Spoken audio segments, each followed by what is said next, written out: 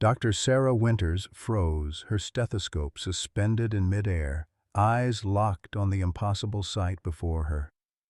The massive grizzly bear, nearly 900 pounds of muscle and fur, had tears streaming from its dark eyes. "In 40 years of veterinary medicine, I've never seen a bear cry," she whispered, her voice cracking. Behind her, Eleanor gasped audibly, the metal tray of instruments clattering to the floor as her weathered hands trembled. Mike Reynolds, still in his hunting gear, backed against the wall, the orange cap he'd worn when he found the bear now twisted between white-knuckled fingers. The creature's labored breathing filled the small examination room, each exhale carrying what sounded impossibly like words, a mother's desperate plea. "Get the cubs," Sarah commanded, though her mind screamed this couldn't be happening. "Something's under him." What was Magnus protecting with his dying breath? And would they find it in time? Leave a like and share your thoughts in the comments along with the city you're watching from now. Let's continue with the story. The Bitterroot Range stretched like ancient sentinels against the autumn sky, their peaks tinged with the season's first dusting of snow. Mike Reynolds and Tyler Wilson had been hunting these mountains for nearly 20 years, but this October morning felt different. The forest was quieter, as if holding its breath. "Weather report says storm coming in 3 days, Tyler said, adjusting his rifle strap. At 38, he was the younger of the two, with a pragmatist's approach to hunting. Meat for the freezer, nothing more. Mike nodded absently, his weathered face turned toward the ridgeline. At 45, his once dark hair now salted with gray, he hunted for different reasons. Since losing his son to a drunk driver 6 years ago, the wilderness had become his sanctuary, the only place where the silence didn't feel accusatory. His fingers unconsciously found the small medallion in his pocket, Jamie's Little League MVP token, rubbing it like a talisman. "Deer tracks heading east," Tyler pointed. "Fresh ones." But Mike's attention had drifted to something else, massive paw prints pressed into the soft earth near the creek bed. "Bear," he whispered. "Big one." In another part of the mountains, Dr. Sarah Winters was finishing her morning rounds at the Bitterroot Wildlife Rehabilitation Center, a converted ranch house operating on donations and stubborn determination. At 42, Sarah wore her profession like armor. Khaki pants, practical boots, and a perpetual expression of someone expecting disappointment.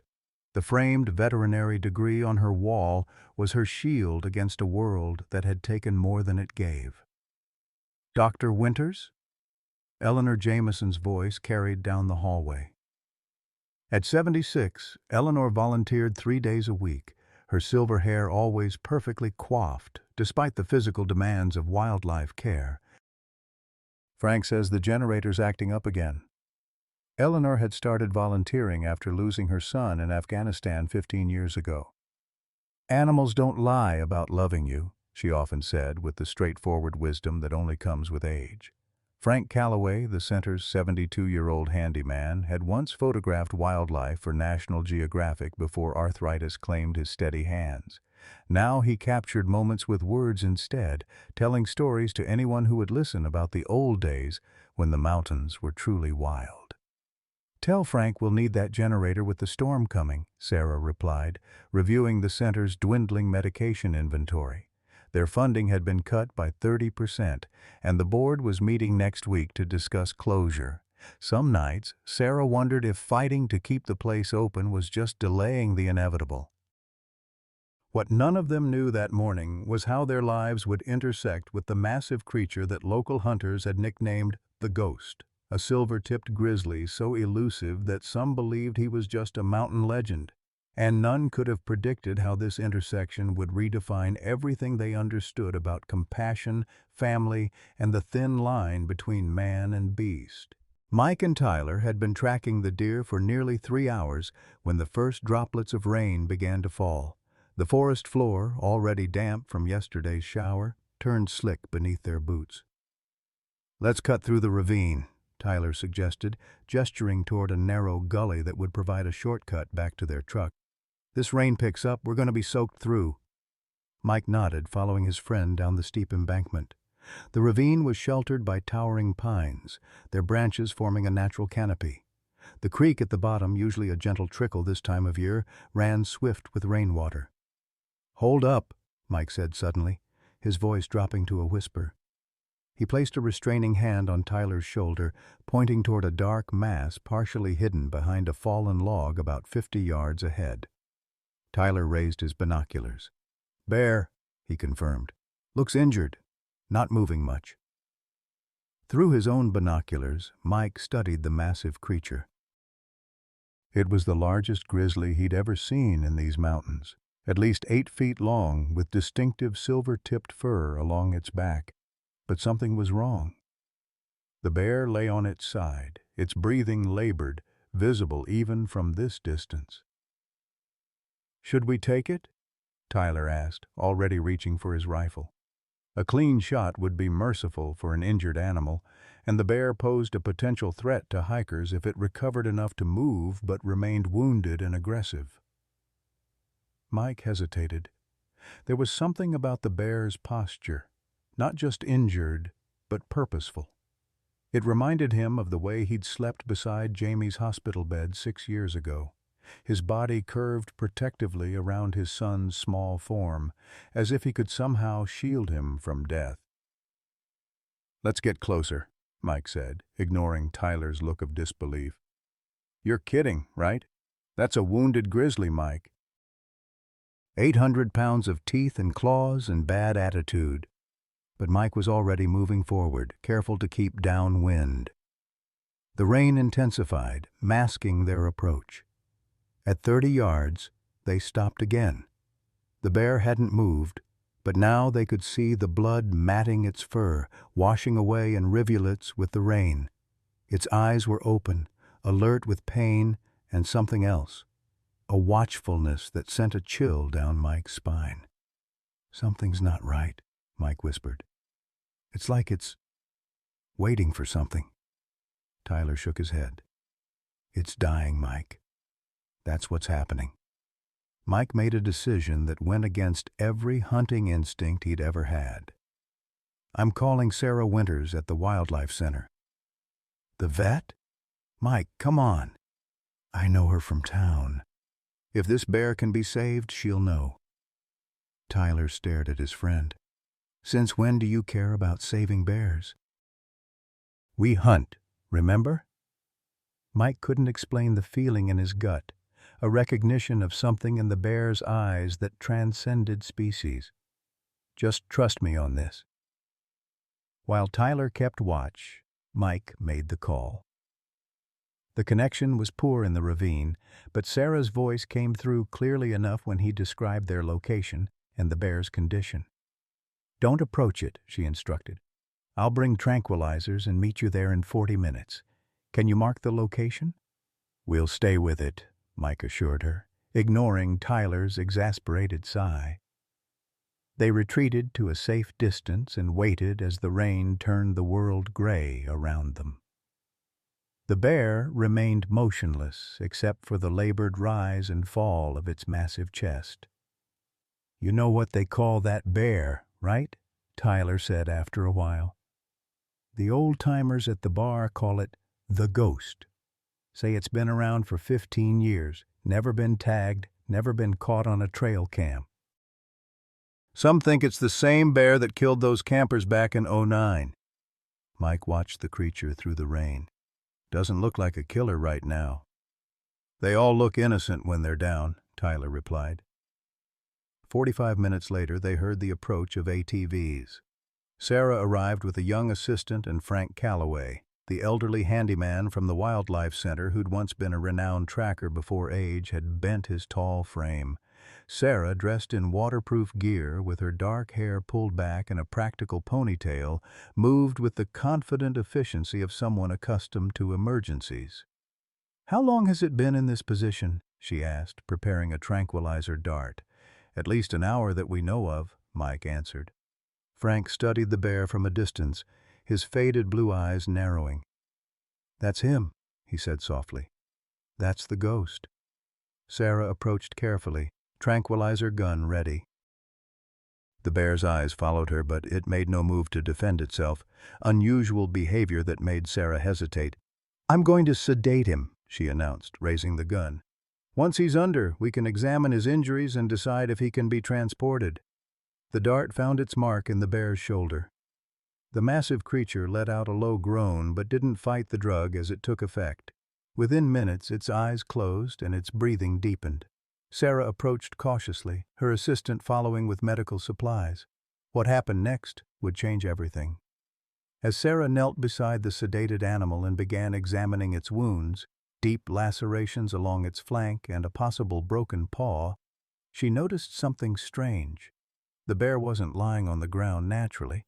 Its body was curved, almost as if it was protecting something. "Help me roll him," she instructed Mike and Frank. "Carefully." It took all three of them to shift the enormous animal. As they moved the bear's massive torso, Sarah gasped. Nestled against the warm belly of the giant grizzly, partially shielded from the rain, were two bear cubs. One barely larger than a house cat, the other even smaller. Both were soaking wet, shivering violently, but alive. "Oh, my Lord," Frank whispered. "Male grizzlies don't protect cubs," Sarah said, her scientific mind struggling with what her eyes were seeing. "They kill them. They certainly don't shelter them." The larger cub lifted its head weakly, a soft whimper escaping its throat, the first sound they'd heard from either of the small creatures. The smaller one remained motionless, its breathing shallow. "They're hypothermic," Sarah said, professional training overriding her astonishment. "We need to warm them immediately."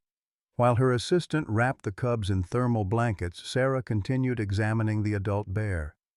Multiple lacerations, possible internal bleeding, broken front paw. "Looks like he was in a serious fight." "Another bear?"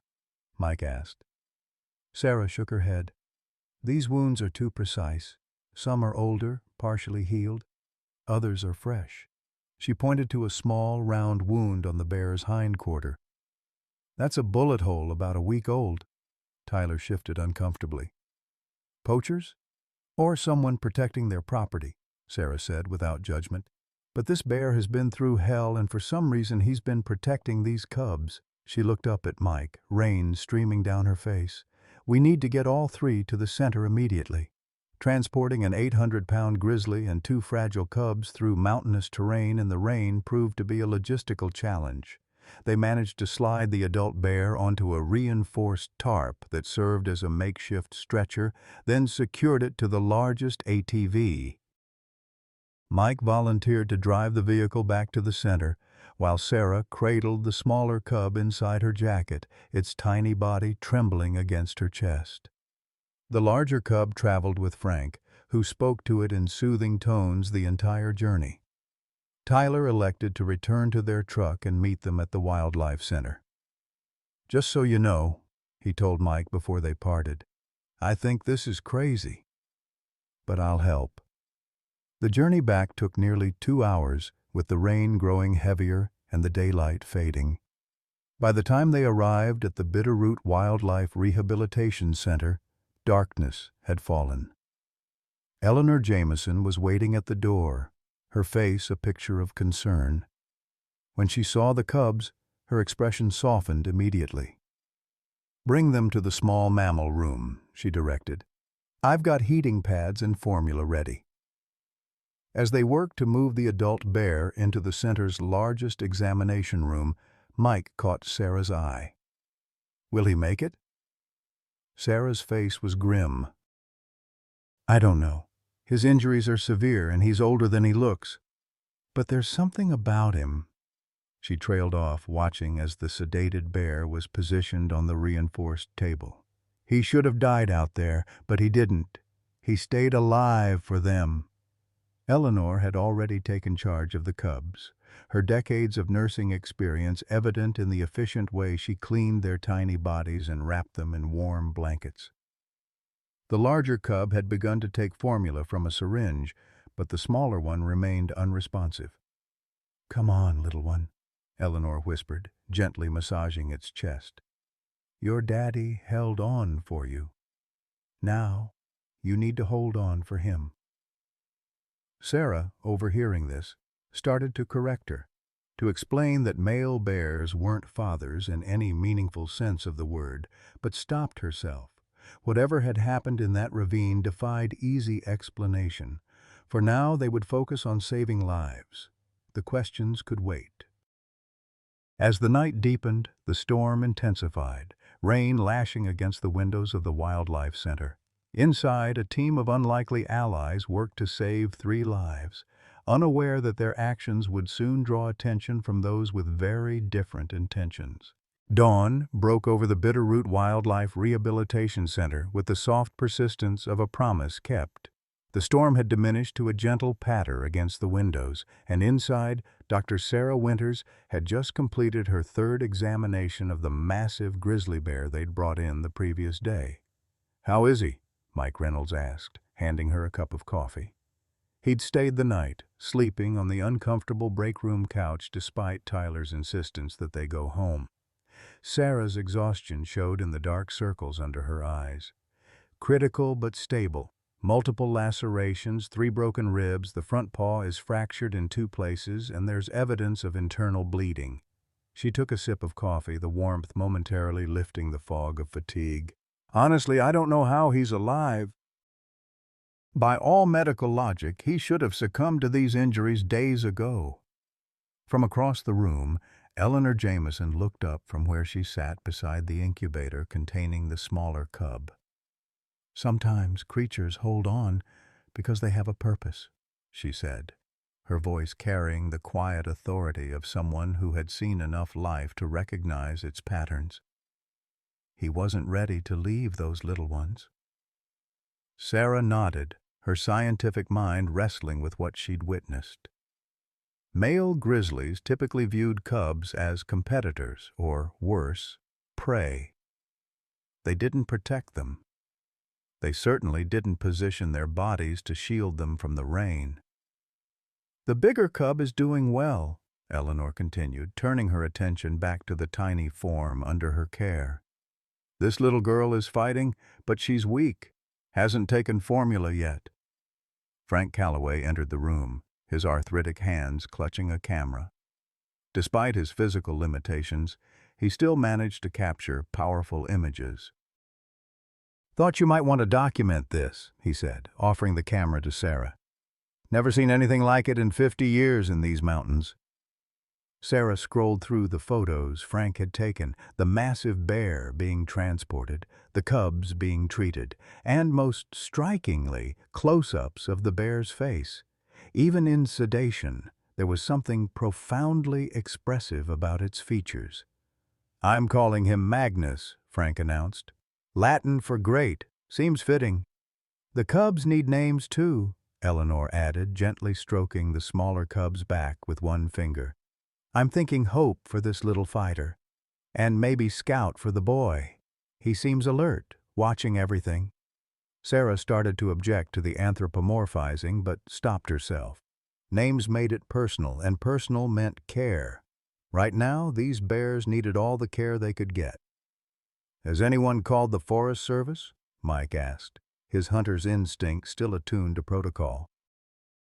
Technically, what they were doing, treating injured wildlife without prior authorization, operated in a gray area of wildlife management law.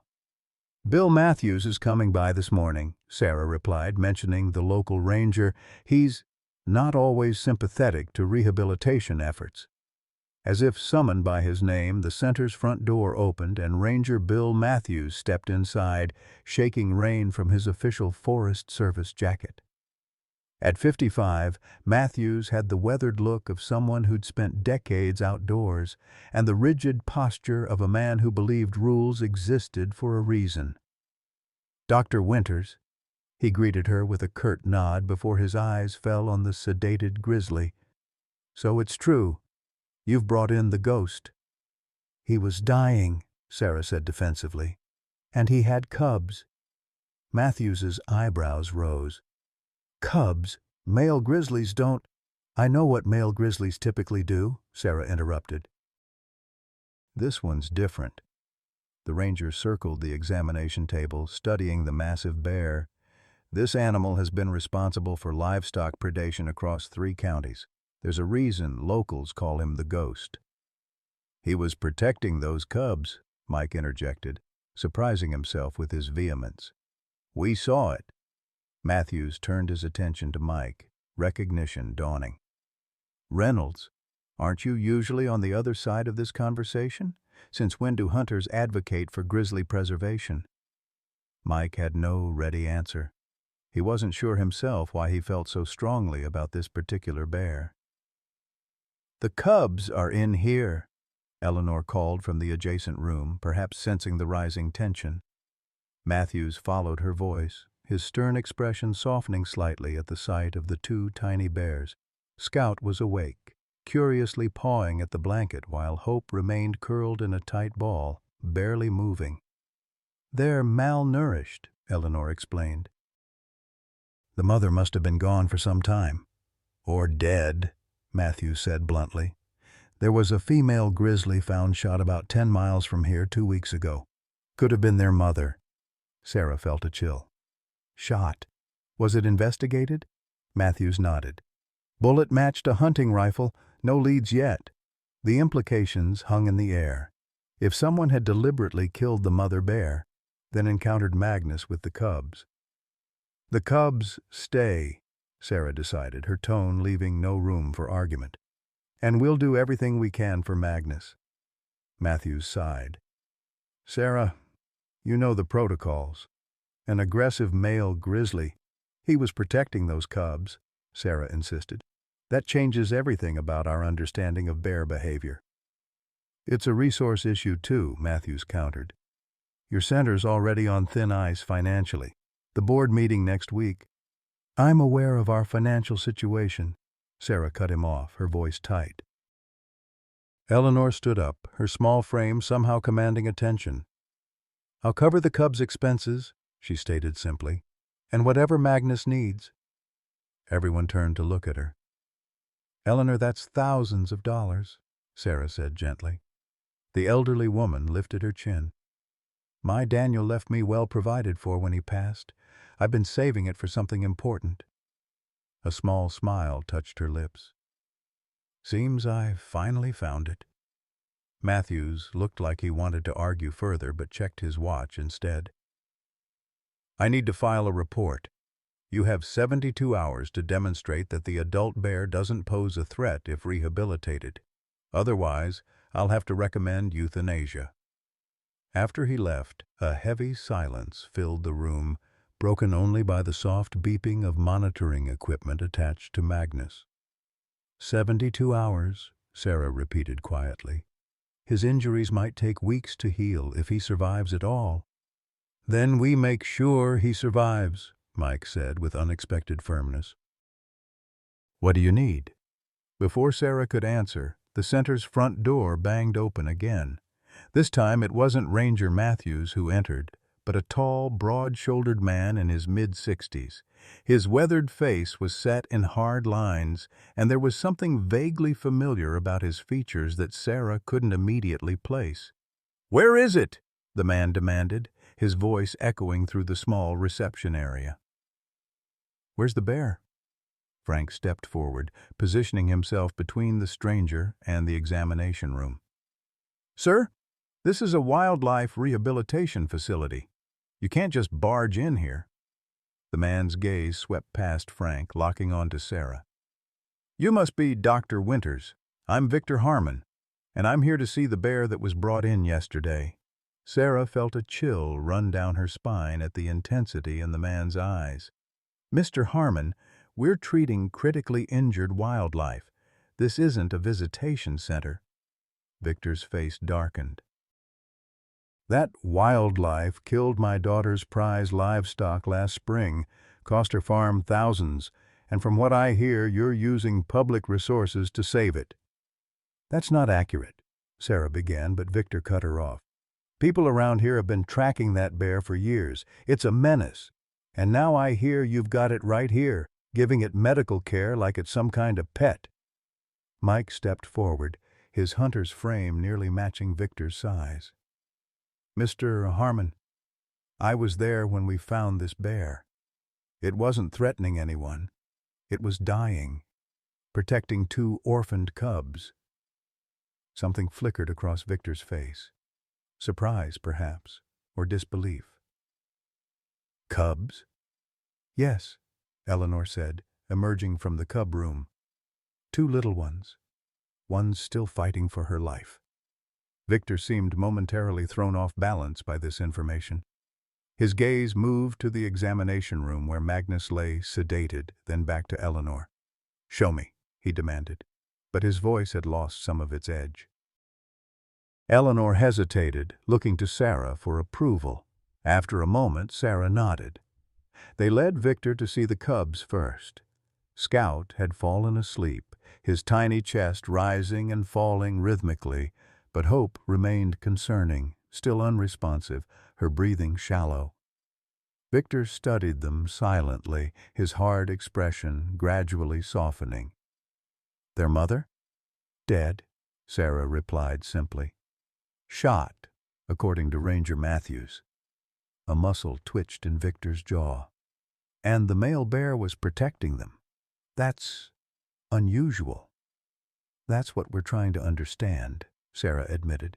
"Everything about this situation defies typical bear behavior." Victor's attention shifted to Magnus, visible through the connecting door. "I want to see him." They moved into the examination room. Magnus lay still under sedation, his massive form making the reinforced table seem small. Up close, the extent of his injuries was more apparent, the matted blood in his silver-tipped fur, the swollen paw, the countless scars from what must have been a hard life in the wild. Victor stood silently, studying the bear with an unreadable expression. When he finally spoke, his voice was different, quieter, almost reverent. "How long does he have?" Sarah glanced at the monitoring equipment. "It's touch and go. The next 72 hours are critical. And even if he survives physically, Ranger Matthews has given us the same time frame to prove he's not a threat, or—" She didn't need to finish the sentence. Everyone understood the implications. Victor nodded slowly, his eyes never leaving Magnus. Then, without another word, he turned and walked out of the center, the door closing firmly behind him. "Well, that was strange," Frank commented, breaking the tension. "Who is he?" Mike asked. Sarah shook her head. "Local rancher, from what I understand. Keeps to himself mostly. I've seen him in town a few times, but we've never spoken." Eleanor was watching the door with a thoughtful expression. "There's a story there," she said softly. "That man's carrying something heavy." As the day progressed, word about Magnus and the cubs began to spread through the small community. By afternoon, local news reporter Charlotte Parker had arrived, requesting an interview and photographs for the evening news. "This could help with awareness and funding," Frank pointed out when Sarah hesitated. "Or it could bring more people like Victor Harmon," Sarah countered. In the end, they agreed to a carefully controlled story, focusing on the unusual behavior of a male bear protecting cubs, without specifying exactly where the bears were being kept. While Frank escorted Charlotte through a brief interview, Sarah noticed Mike standing alone by Magnus, his expression distant. "You didn't have to stay," she said, joining him. Mike's hand was in his pocket, gripping something she couldn't see. "I keep thinking about what you said. About him holding on for the cubs." He paused. "My son Jamie, before the accident, he had this stray dog he was always feeding. I told him not to get attached. Strays are wild, they don't need us."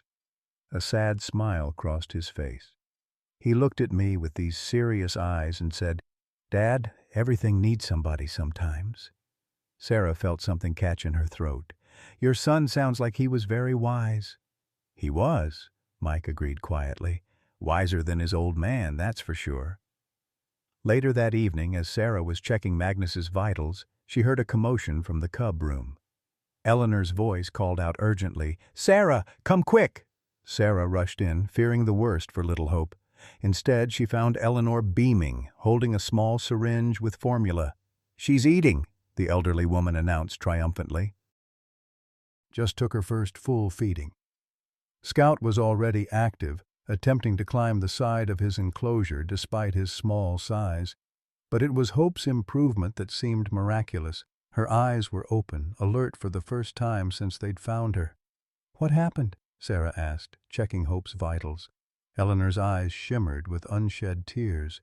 "I was talking to her about Magnus, telling her he was fighting to get better, and she just perked up. Started looking around like she understood every word." Sarah smiled, allowing herself a moment of relief. The cub's health was improving, which was one victory. But Magnus remained critical, and the 72-hour deadline loomed over them like a shadow. As night fell again, the Wildlife Center settled into a watchful quiet. Sarah had arranged rotating shifts to monitor Magnus and the cubs throughout the night. Eleanor had insisted on taking the midnight to 4 a.m. shift with the cubs, despite Sarah's concerns about her age. "Honey, I've been getting up at night since before you were born," Eleanor had said with a wink. "First for my children, then for my patients in the war, now for these little ones. Some things just become part of who you are." Sarah had conceded, turning her attention to reviewing Magnus's latest blood work. The results were concerning. Signs of infection were appearing, and his body was struggling to heal from multiple traumas. Just after midnight, as Sarah was preparing additional antibiotics, she heard the center's front door open. Thinking it was perhaps Mike returning, he'd gone home to shower and change but promised to come back, she called out, "We're in the back." There was no answer. Sarah set down the medication and moved cautiously toward the reception area. "Hello? The center is closed to visitors." A shadow moved, and Sarah's heart jumped. Then a familiar figure stepped into the light, Victor Harmon. "Mr. Harmon," Sarah said, her voice steady despite her surprise. "Visiting hours are over." Victor wasn't looking at her, but past her, toward the examination room where Magnus lay. "I'm not here to cause trouble," he said, his voice different from the angry tone he'd used earlier. I need to see something." There was something in his manner, a vulnerability that hadn't been there before, that made Sarah hesitate. Against her better judgment, she stepped aside. 5 minutes. That's all." Victor nodded and moved past her to the examination room. Sarah followed, watching as he approached Magnus with unexpected gentleness. The bear's condition had deteriorated slightly since the afternoon. His breathing was more labored, and the infection was causing a slight fever that made his massive body tremble occasionally. Victor stood beside the table, studying Magnus with an intensity that made Sarah uncomfortable. "You said he was protecting the cubs when you found him?" "Yes." "Sheltering them with his body." Victor nodded slowly, as if confirming something to himself. Then, to Sarah's astonishment, he reached out and placed a weathered hand on the bear's head, just between the ears. "Mr. Harmon, he won't hurt me," Victor said with strange certainty. "He knows." "Knows what?" Victor didn't answer directly. Instead, he asked, "The cubs, they're responding to treatment?" "The larger one is doing well. The smaller one started taking formula today." A ghost of a smile touched Victor's lips. "Good. That's good." He withdrew his hand from Magnus and turned to Sarah. "I'll be back tomorrow. There's something you should know, but not yet. I need to be sure first." Before Sarah could question him further, he was gone, the door closing softly behind him. Sarah stood in confused silence, trying to make sense of the encounter. Victor Harmon had arrived that morning demanding to see the bear that had supposedly threatened his daughter's livelihood. Now he was touching that same bear with something akin to reverence. What had changed? And what was it he thought Magnus knew? The second day dawned with a tentative brightness that belied the tension within the Bitterroot Wildlife Rehabilitation Center.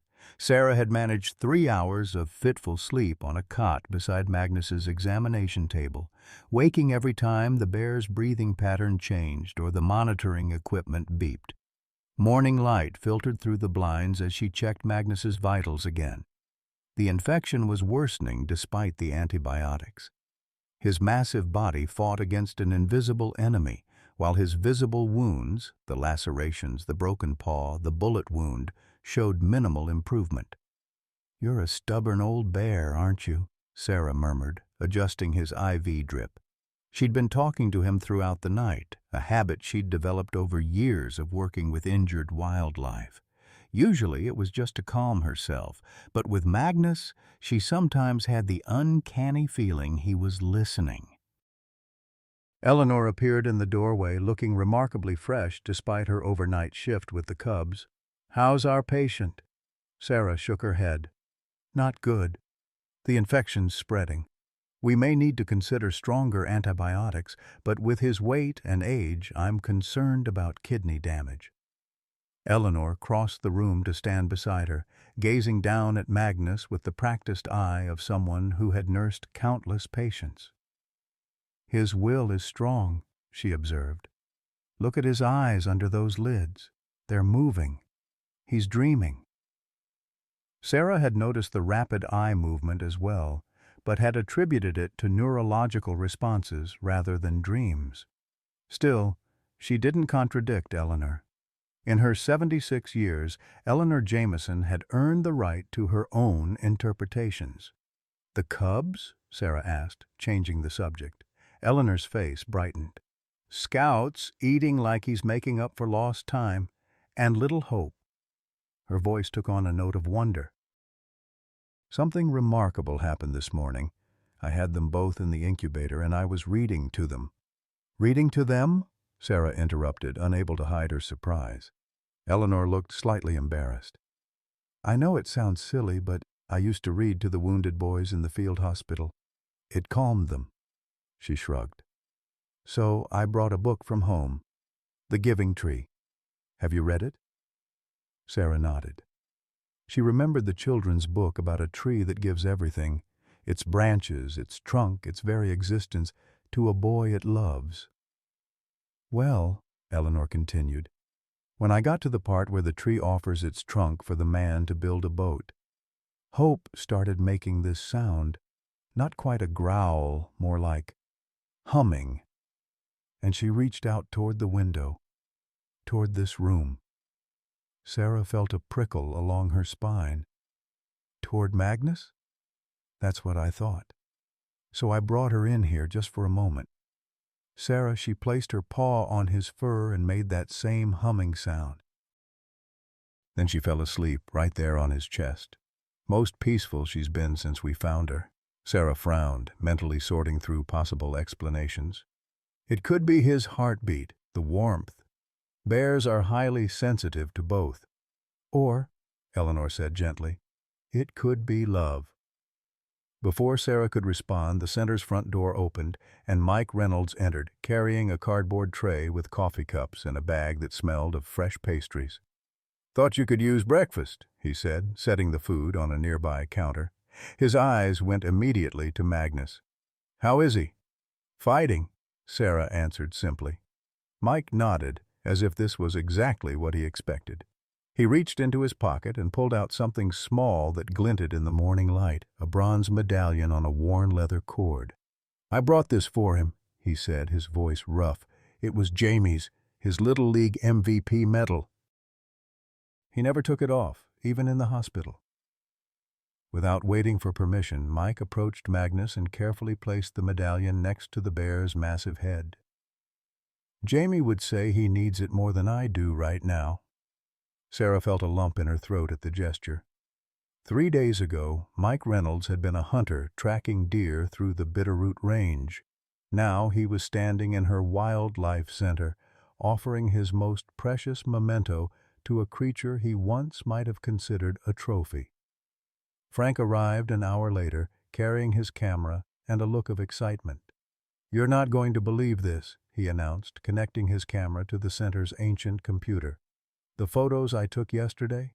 I sent a few to my old contact at National Geographic. They want to run a feature." "A feature?" Sarah repeated, not comprehending at first. "On Magnus and the Cubs," Frank clarified, his arthritic fingers moving with surprising dexterity over the keyboard. "They're calling it The Guardian, when nature defies instinct. They want more photos, interviews, the whole package." Sarah's first instinct was cautious. "Frank, we need to be careful about publicity. We still don't know if Magnus will survive or what Ranger Matthews will decide." "That's just it," Frank interrupted. "This kind of national attention could change everything.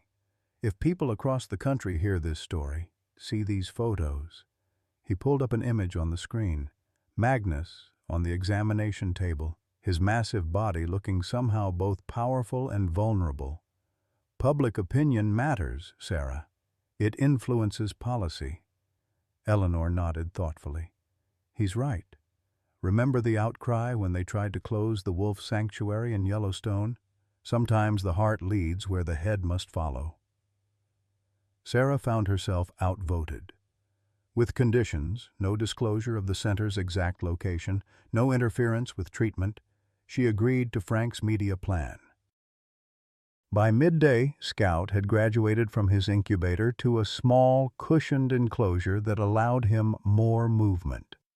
Hope remained in the incubator, but was showing steady improvement, taking formula every few hours, and responding to Eleanor's voice with alert eyes. Tyler Wilson stopped by around noon, bringing additional medical supplies that Sarah had requested from the town pharmacy. Unlike Mike, who had essentially moved into the center, Tyler maintained a cautious distance from their rehabilitation efforts. "How's the hunting?" Mike asked his friend, a hint of awkwardness in the question. Tyler shrugged. "Didn't go out today. Too much happening with this." He gestured vaguely toward Magnus. "News is all over town. You're either a hero or a fool, depending who you ask." "And what do you think?" Mike asked quietly. Tyler studied Magnus thoughtfully. "I think—" He paused, choosing his words carefully.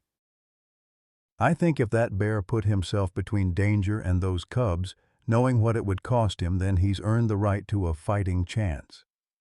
It was as close to approval as Tyler was likely to give, and Mike accepted it with a nod.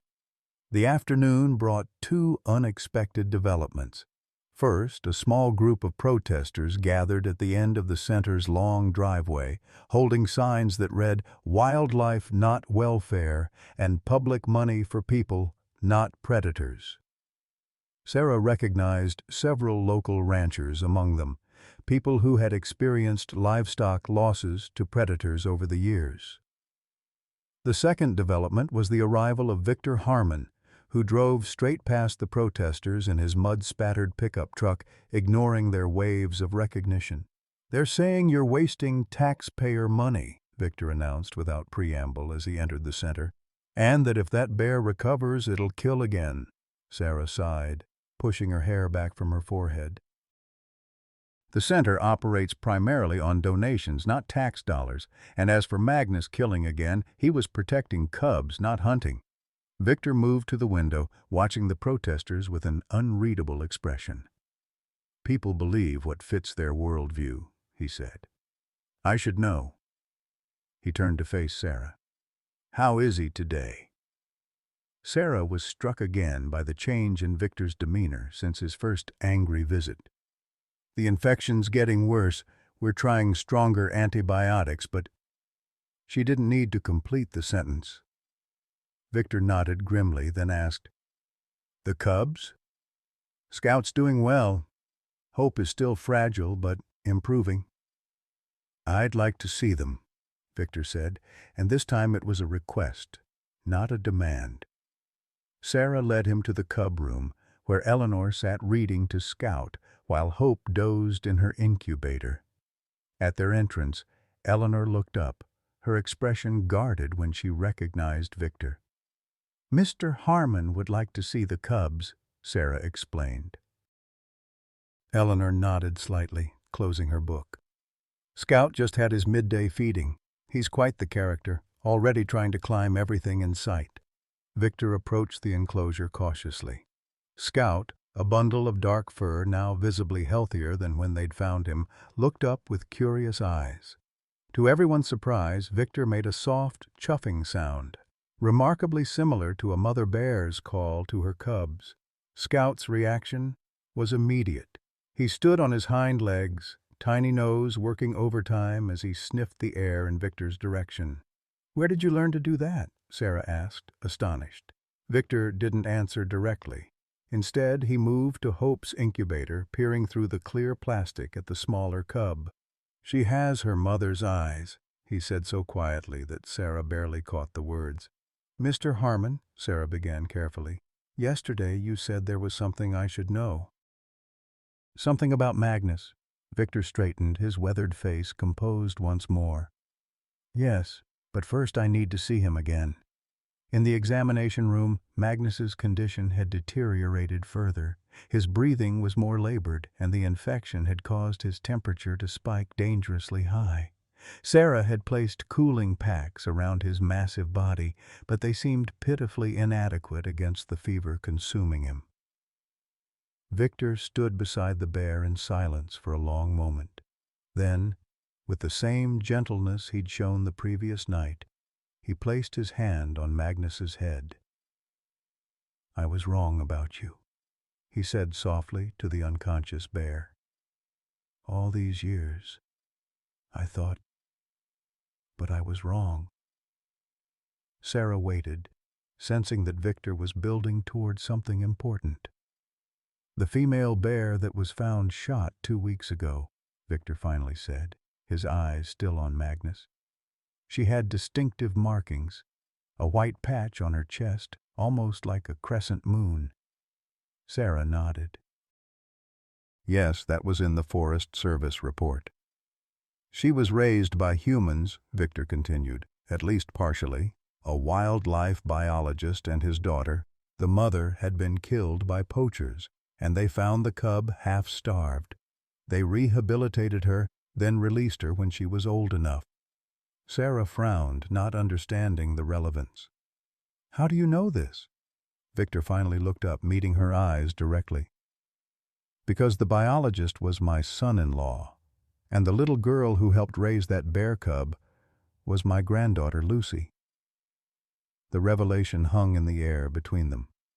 Sarah tried to process what Victor was telling her. "Your granddaughter raised the mother of these cubs?" Victor nodded slowly. "Lucy was 8 when they found the cub.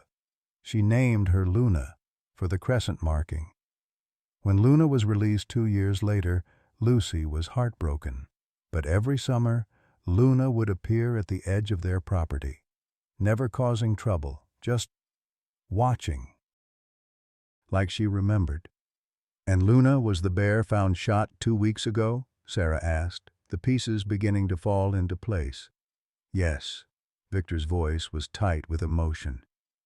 "And these are her cubs. I'm sure of it. The markings, the age, it all fits." Sarah felt the weight of this connection, but still didn't understand Victor's initial hostility or his change of heart. "Why were you so angry when you first came here?" Victor's face darkened. "Because 3 years ago my son-in-law was killed in a bear attack while doing field research. Lucy was with him. She saw everything. She's never been the same." "And you thought Magnus was responsible?" Sarah said, understanding dawning. "Everyone did. A large male with silver-tipped fur was seen in the area. Luna disappeared for months afterward. When she returned, she was more cautious, kept her distance from the property." Victor looked down at Magnus again. "I convinced myself he had killed James and traumatized my granddaughter. I've been tracking him ever since, wanting revenge, I suppose." "But now you don't think it was him," Sarah stated rather than asked. "Now I know it wasn't," Victor confirmed. because the bear that killed James would never protect cubs. But this one, he gestured to Magnus, this one placed himself between Luna's orphaned cubs and whatever threatened them. He stayed with them, kept them alive, at the cost of his own safety. Victor's voice broke slightly. That's not a killer. That's a protector. Sarah's scientific mind raced to make sense of this extraordinary situation. But why would Magnus protect Luna's cubs? Male bears typically— I don't know, Victor admitted. Maybe he and Luna had some kind of bond. Maybe he recognized her scent on the cubs. Or maybe— He trailed off as if the next thought was too improbable to voice. Maybe what? Sarah prompted. Victor shook his head. Lucy used to talk about another bear, a big male that sometimes appeared when Luna visited. She said Luna was never afraid of him, even though he was twice her size. Lucy called him the Sentinel because he seemed to watch over them from a distance. The implication was clear, though scientifically improbable. Magnus and Luna had formed some kind of relationship, defying the typical solitary nature of their species. Before Sarah could respond, Eleanor appeared in the doorway, her face flushed with excitement. "Sarah, come quickly! Hope is doing something incredible!" They followed Eleanor to the cub room where Hope had been moved from her incubator to a small examination table. The tiny cub was sitting upright, more alert than they'd seen her since the rescue. "Watch," Eleanor instructed, placing a small dish of diluted honey water, a supplement they'd been using to boost the cub's energy, in front of Hope. To their astonishment, the cub dipped her paw into the liquid, then brought it to her mouth. But instead of consuming it, she made a soft humming sound and extended her paw toward the examination room, toward Magnus. "She's been doing this for 10 minutes, Eleanor explained. Every time, the same motion, dip, hum, reach toward Magnus." Victor stared at the cub, his expression one of wonder. "She's trying to feed him," he whispered. "Or heal him." Sarah was about to dismiss this as anthropomorphizing when a memory surfaced, something she'd read in a wildlife biology journal years ago. Bear saliva contained natural antibacterial properties, which was one reason bears could lick their wounds without developing the infections that would kill other animals. "Eleanor," she said urgently, "bring Hope to Magnus, just for a moment." Eleanor gently lifted the small cub, carrying her to the examination room. As they approached Magnus, Hope's humming grew louder, more insistent. "Place her on his chest," Sarah instructed, "near the worst laceration." Eleanor hesitated only briefly before setting Hope down on Magnus's broad chest. The cub immediately began licking the edge of the nearest wound, her tiny tongue working with surprising purpose. "This is—" Victor began, but couldn't seem to find the words to continue. Sarah watched, her scientific skepticism warring with the evidence before her eyes. "Bears do have antibacterial compounds in their saliva," she explained quietly. "It's a documented phenomenon, but I've never seen a cub deliberately attempt to treat another bear." Hope continued her ministrations for several minutes before curling up against Magnus's neck, the humming sound gradually fading as she fell asleep. "Should I move her back?" Eleanor asked. Sarah considered the situation. Hope seemed content, and her presence didn't appear to be causing Magnus any distress. In fact, his breathing had become slightly less labored. "Let her stay for now. Monitor them both." As they stood watching the unlikely pair, the massive grizzly and the tiny cub curled against his neck, Frank appeared with his camera, capturing the moment with quiet reverence. "This is going to change everything," he said softly, reviewing the image on his camera's display. "People need to see this." Outside, the protesters had grown in number, their chants occasionally audible even within the center. Tyler had called to warn them that some of the more aggressive ranchers were talking about taking matters into their own hands if the bear recovered. "I'm staying tonight," Victor announced as evening approached. "Those people out there, Some of them are my neighbors. They'll listen to me." Mike, who had been helping Eleanor prepare formula for the cubs, nodded in agreement. "I'll stay too." Extra eyes can't hurt. Sarah found herself surrounded by unlikely allies: a hunter, an elderly former nurse, a retired photographer, and a man who had once wanted the bear dead. Each drawn to this strange vigil by something they couldn't quite name but couldn't ignore. As night fell over the Bitterroot Range, storm clouds gathered on the horizon once more. Inside the Wildlife Center, they prepared for a long night, unaware that the coming hours would test their resolve in ways none of them could anticipate. The storm broke just after midnight, shattering the mountain silence with volleys of thunder that rattled the Wildlife Center's windows. Rain fell in sheets, transforming the dirt road leading to the facility into a ribbon of mud. Inside, the small group of unlikely guardians had established an uneasy routine: Sarah monitoring Magnus's vitals, Eleanor tending to the cubs, Mike and Victor taking turns patrolling the perimeter. Frank had set up his ancient laptop in the break room, uploading the day's photographs to his National Geographic contact. The first images had already appeared online, generating thousands of comments and shares. The guardian bear, people were calling Magnus, and the story was spreading far beyond Montana's borders. "How's our patient?" Eleanor asked, entering the examination room with Scout cradled in her arms. The larger cub had been restless, refusing to settle without his sister. Sarah checked the monitors and frowned. "Fever's still high." "The infection's fighting the antibiotics." She gestured to Hope, who remained curled against Magnus's neck, periodically waking to lick at his wounds before drifting back to sleep. "I don't know if her attention is helping, but it's not hurting." Eleanor placed Scout beside his sister, and the two cubs immediately huddled together, their small bodies finding comfort in each other's presence. "You know," Eleanor said thoughtfully, "in all my years nursing, I saw miracles the doctors couldn't explain. Sometimes when science reaches its limits, something else takes over." Sarah was too exhausted to debate the point. 36 hours into their 72-hour deadline, Magnus was still critically ill, and Ranger Matthews would return tomorrow expecting progress. If they couldn't demonstrate improvement, he would recommend euthanasia, and given the mounting protests outside, his superiors would likely agree. Victor entered, shaking rain from his jacket. His weathered face looked haggard in the dim light. "Storm's getting worse," he reported. "Protesters have gone home for now, but they left their signs." He moved to Magnus's side, studying the bear's labored breathing. "Any change?" Before Sarah could answer, a thunderous crash shook the building, followed by an immediate plunge into darkness.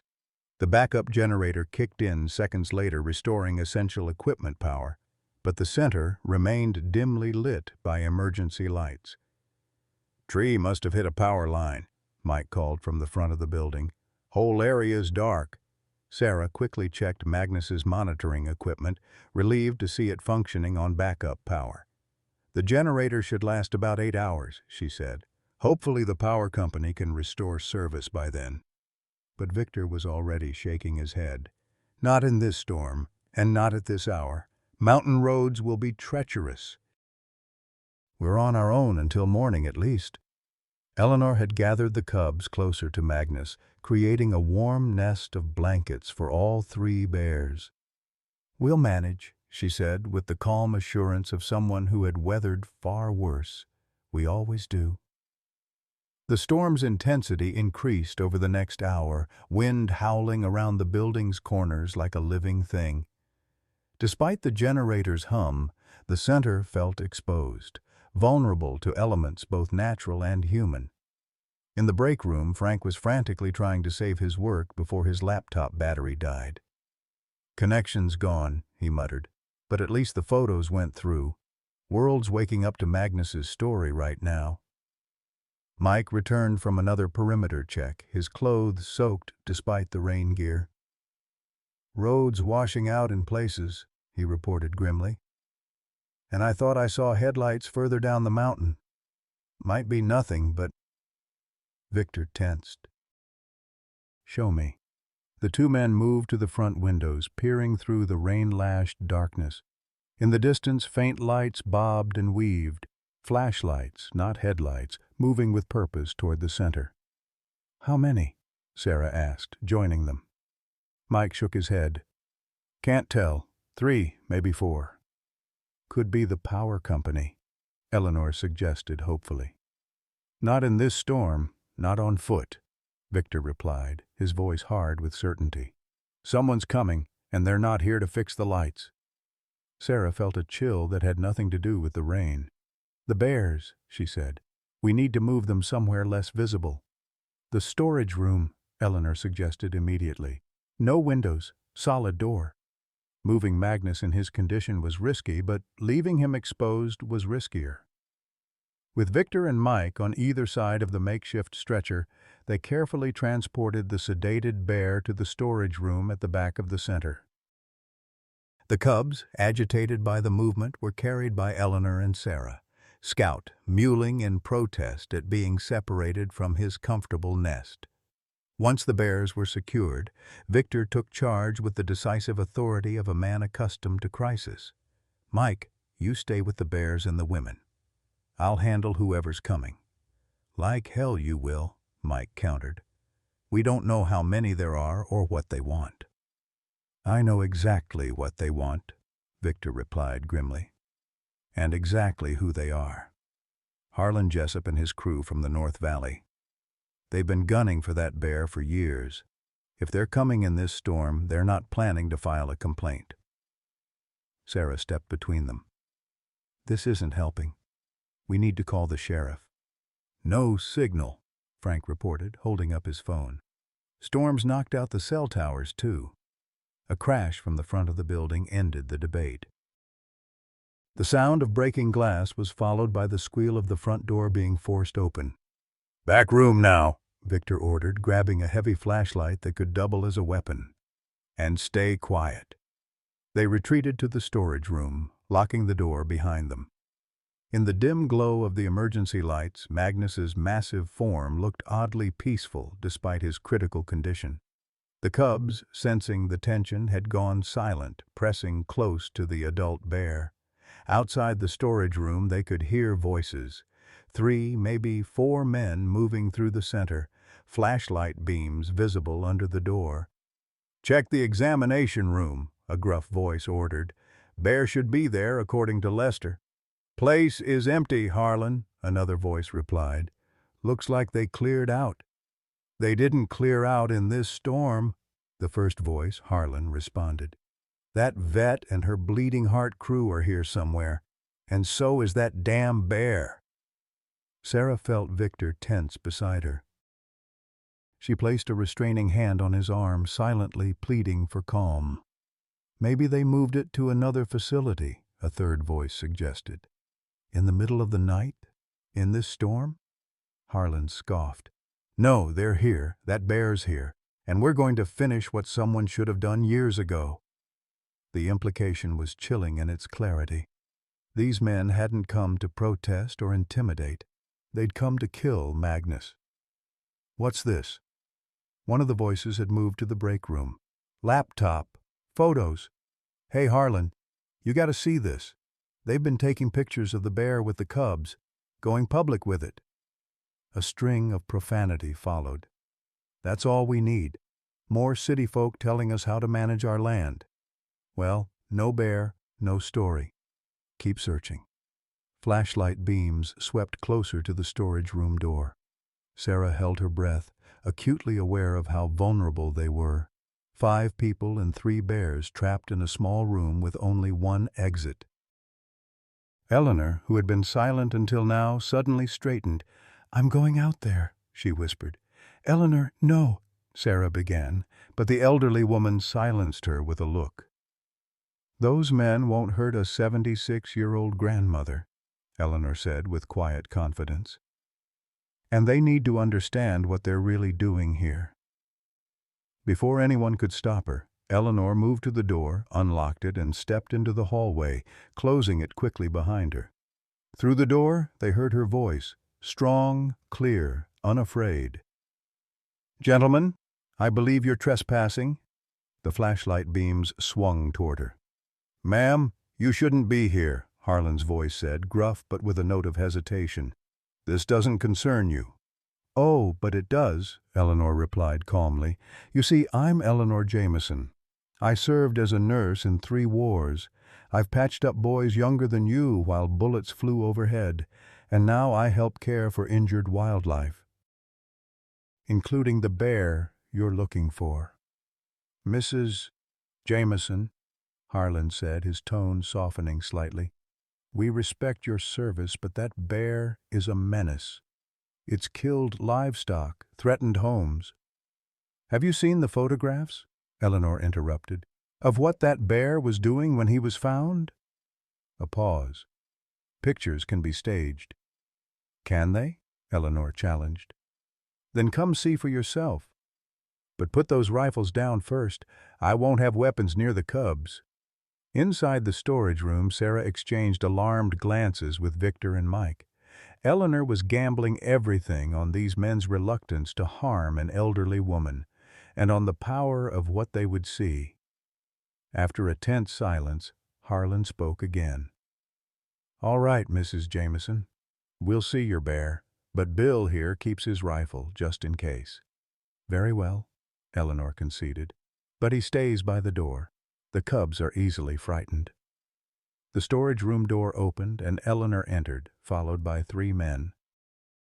Harlan Jessup was instantly recognizable, a tall, broad-shouldered rancher in his 50s with a face weathered by decades outdoors.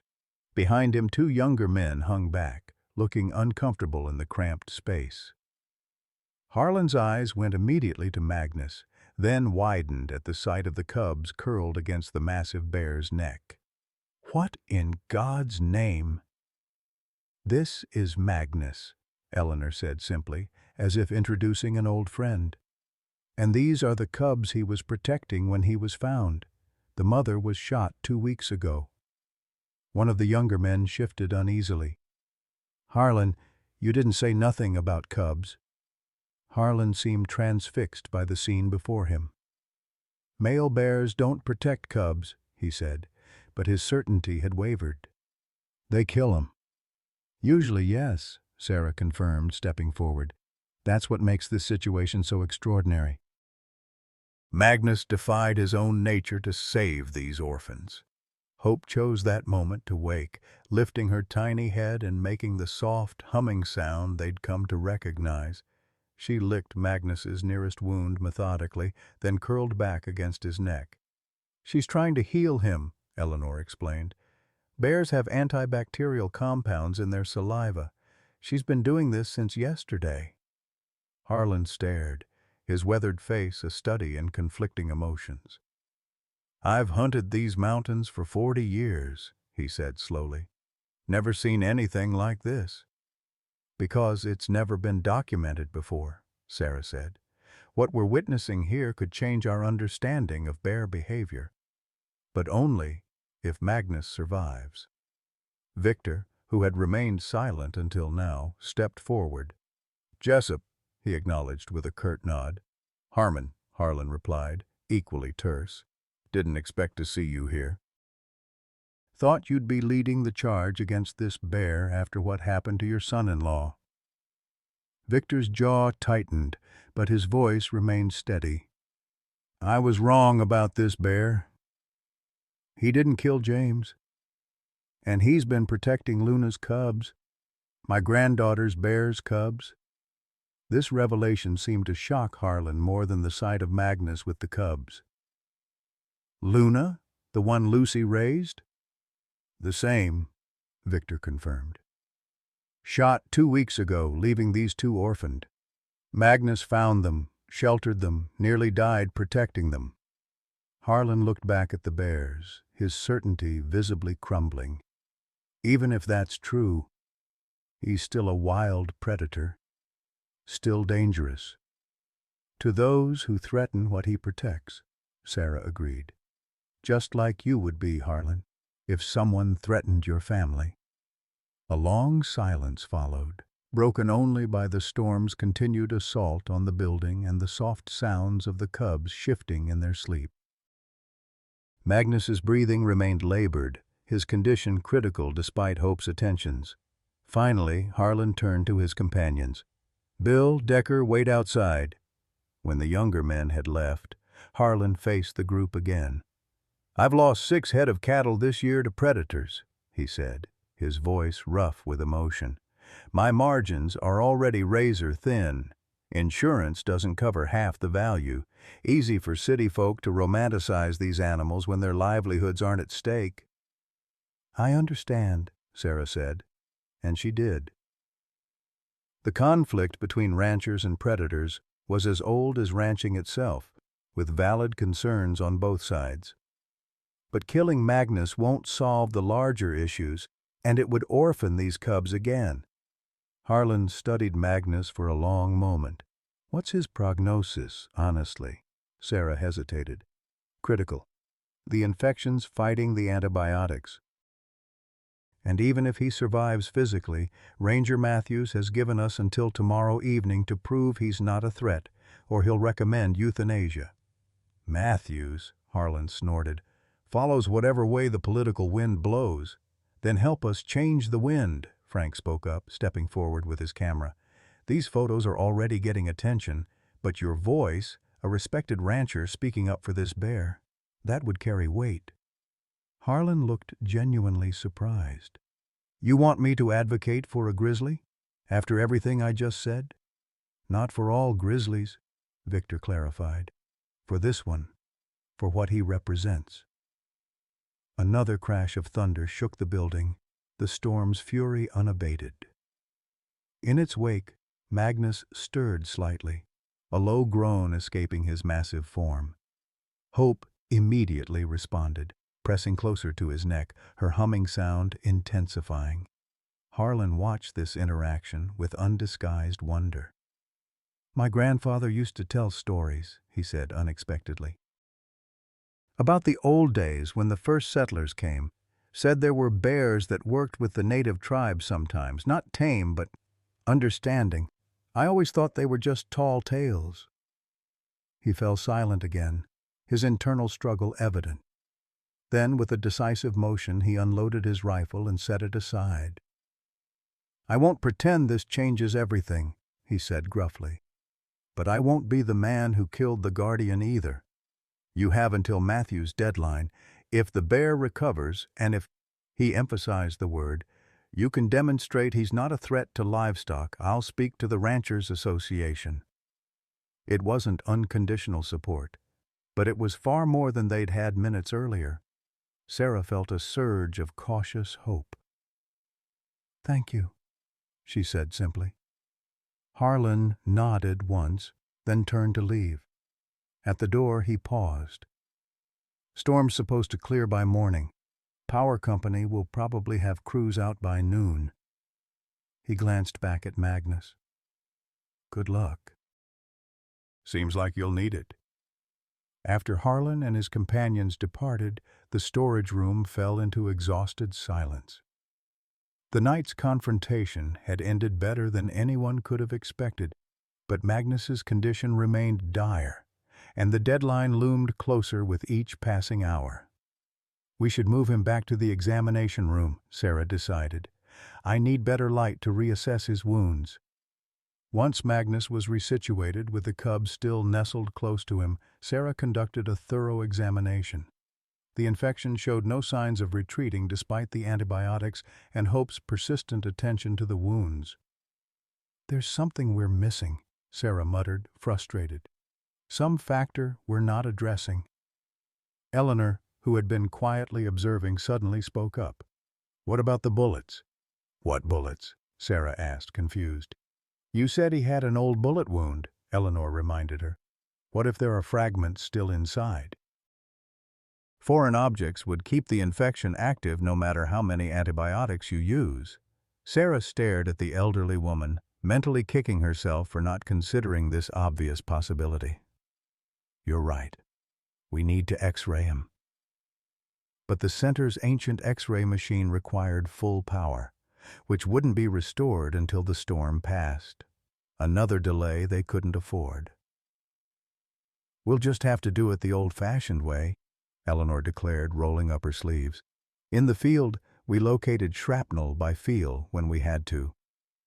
Under Eleanor's guidance, they carefully palpated Magnus's massive body, searching for the telltale hardness of foreign objects beneath the skin.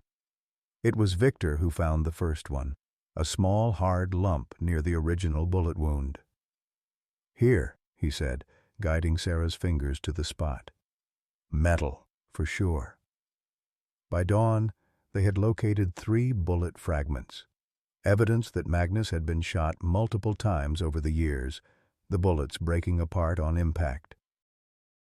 No wonder the infection persisted. His body had been fighting foreign objects for months, perhaps years. "We need to remove them," Sarah decided. "It's risky with his condition, but leaving them in is riskier." The makeshift surgery began as first light crept through the windows. The storm had finally passed, leaving behind a world washed clean, glistening with raindrops. Sarah worked meticulously, extracting each fragment while monitoring Magnus's already compromised vital signs. The final fragment was the deepest, lodged dangerously close to his spine. As Sarah carefully navigated the forceps through muscle tissue, Magnus's vital signs suddenly plummeted. "He's crashing," she announced, her voice tight with urgency. Heart rate dropping, oxygen saturation falling. Eleanor immediately began chest compressions, her small hands seeming impossibly inadequate against the bear's massive torso, yet moving with practiced precision. "Come on, big fellow," she urged. "You've fought too hard to give up now." Mike stood frozen, Jamie's medallion clutched in his hand like a lifeline. Victor had turned away, his shoulders rigid with tension. Frank documented it all, his camera capturing what might be Magnus's final moments. The cubs, sensing the crisis, became agitated. Scout paced the small enclosure where they'd been placed for safety during the surgery, while Hope made the humming sound continuously, more urgent than before. "We're losing him," Sarah said, her professional detachment slipping. "Eleanor, keep the compressions going. I need to get that last fragment out. It might be what's killing him." With Eleanor maintaining CPR, Sarah worked feverishly to extract the final bullet fragment. When it finally came free, a twisted piece of metal no larger than a pencil eraser, she held it up with a mixture of triumph and despair. "Got it, but his vitals are still dropping." Hope's humming had reached a fever pitch. The tiny cub was straining against the enclosure, desperately trying to reach Magnus. "Let her go to him," Victor said suddenly. "What do we have to lose?"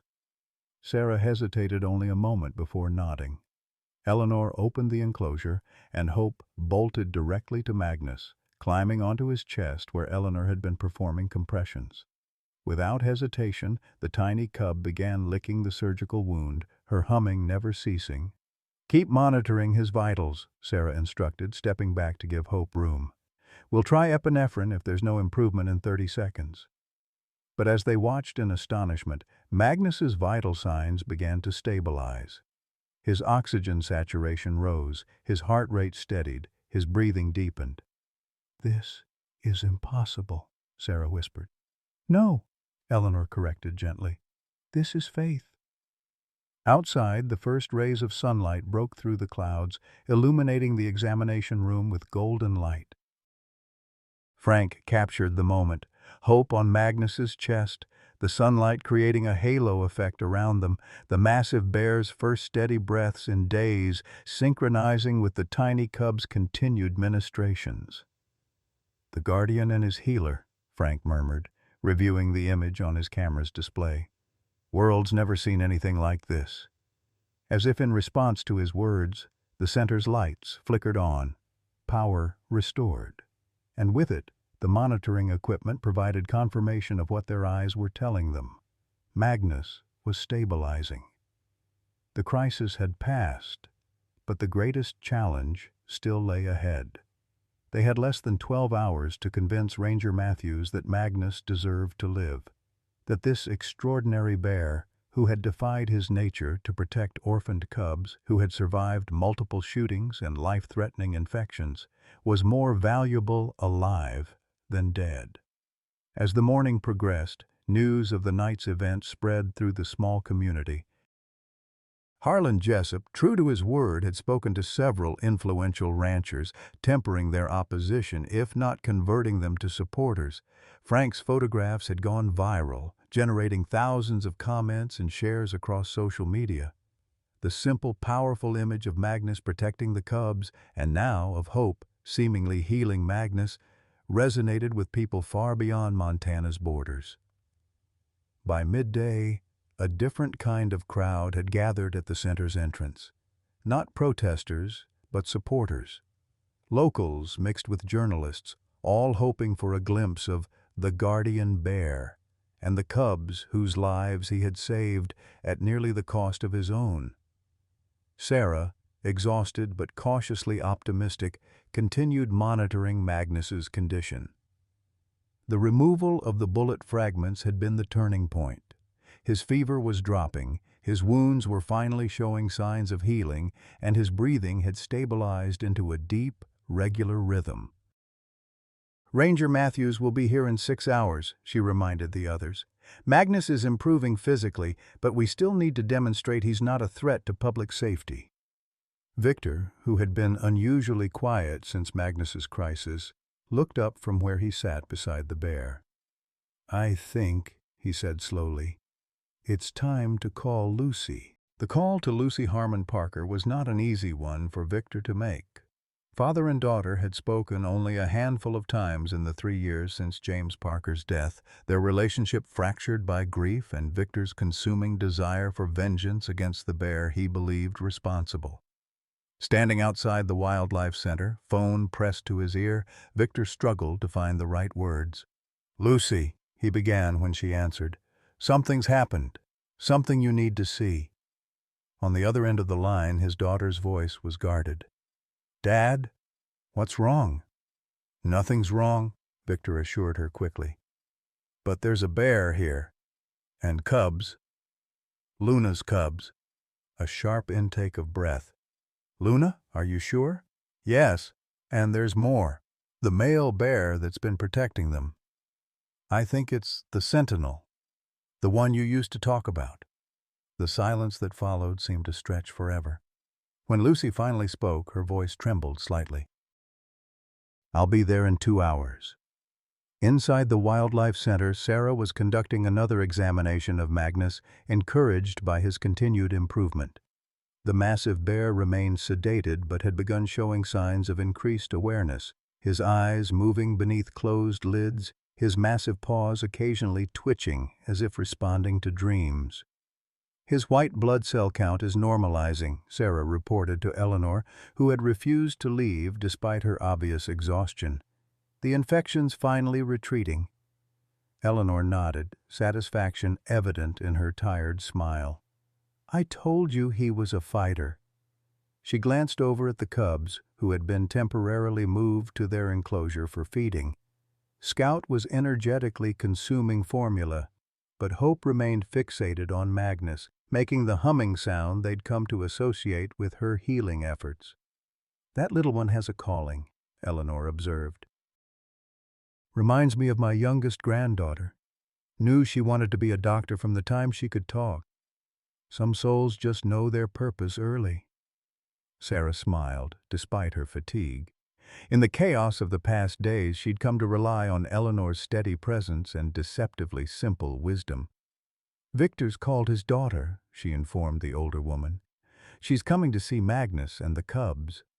Eleanor's eyebrows rose. "The one who lost her husband to a bear attack?" "The same. Apparently she knew Luna, the cub's mother, when Luna was a cub herself. And she might have seen Magnus before when he was younger." The implications were extraordinary.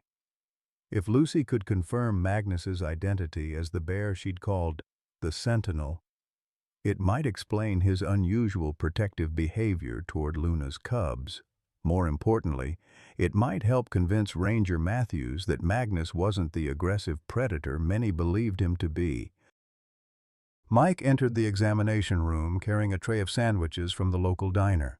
The community's support had materialized in practical ways: food deliveries, offers of assistance, even donations to the Wildlife Center's dwindling funds. "How's he doing?" Mike asked, setting down the food.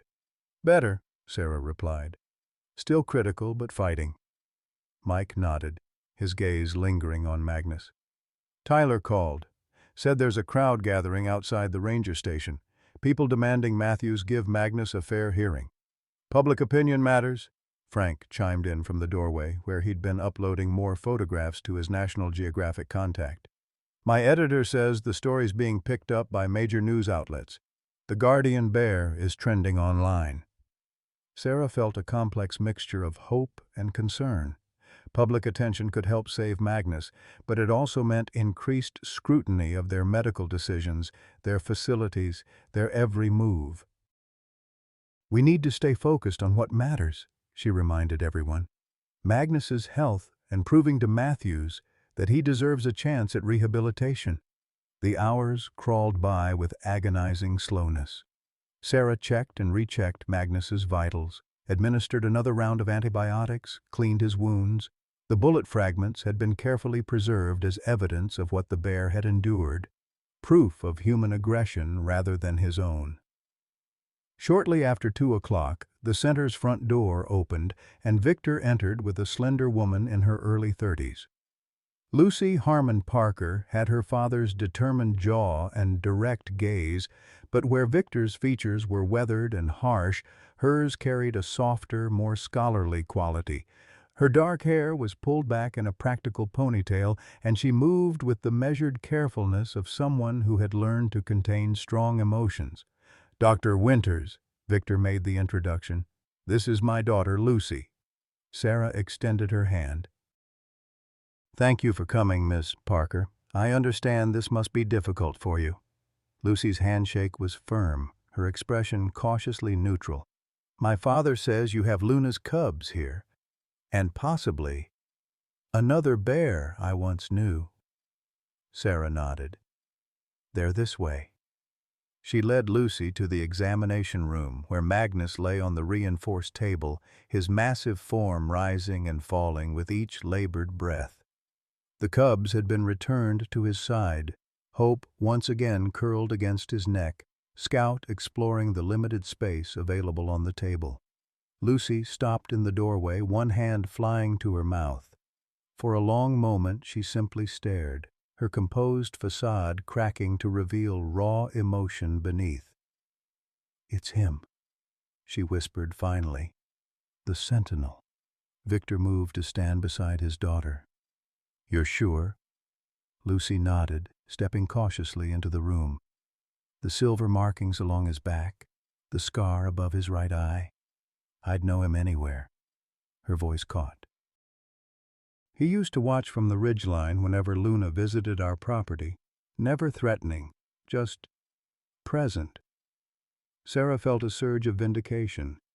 "And Luna was the cub's mother? You're certain?" "The markings match," Lucy confirmed, approaching the cubs carefully. "The white chest patch on the male, Scout, you called him? It's identical to Luna's crescent marking. And the female has Luna's distinctive ear shape." Hope looked up at Lucy's approach, making her characteristic humming sound. To everyone's surprise, Lucy responded with a similar vocalization, a soft, throaty hum that made both cubs perk up instantly. "My father taught me that sound," Lucy explained, noticing their surprise. "It's how he called Luna when she was a cub." Victor looked momentarily embarrassed.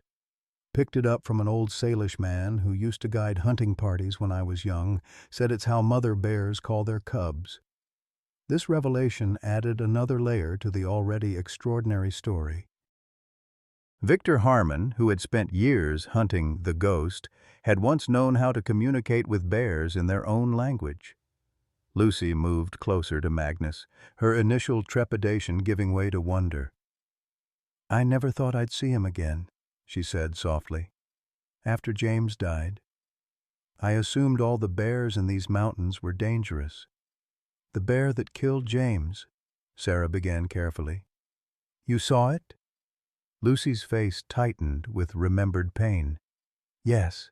It was huge, dark, almost black, not silver-tipped like the sentinel." She looked up at her father.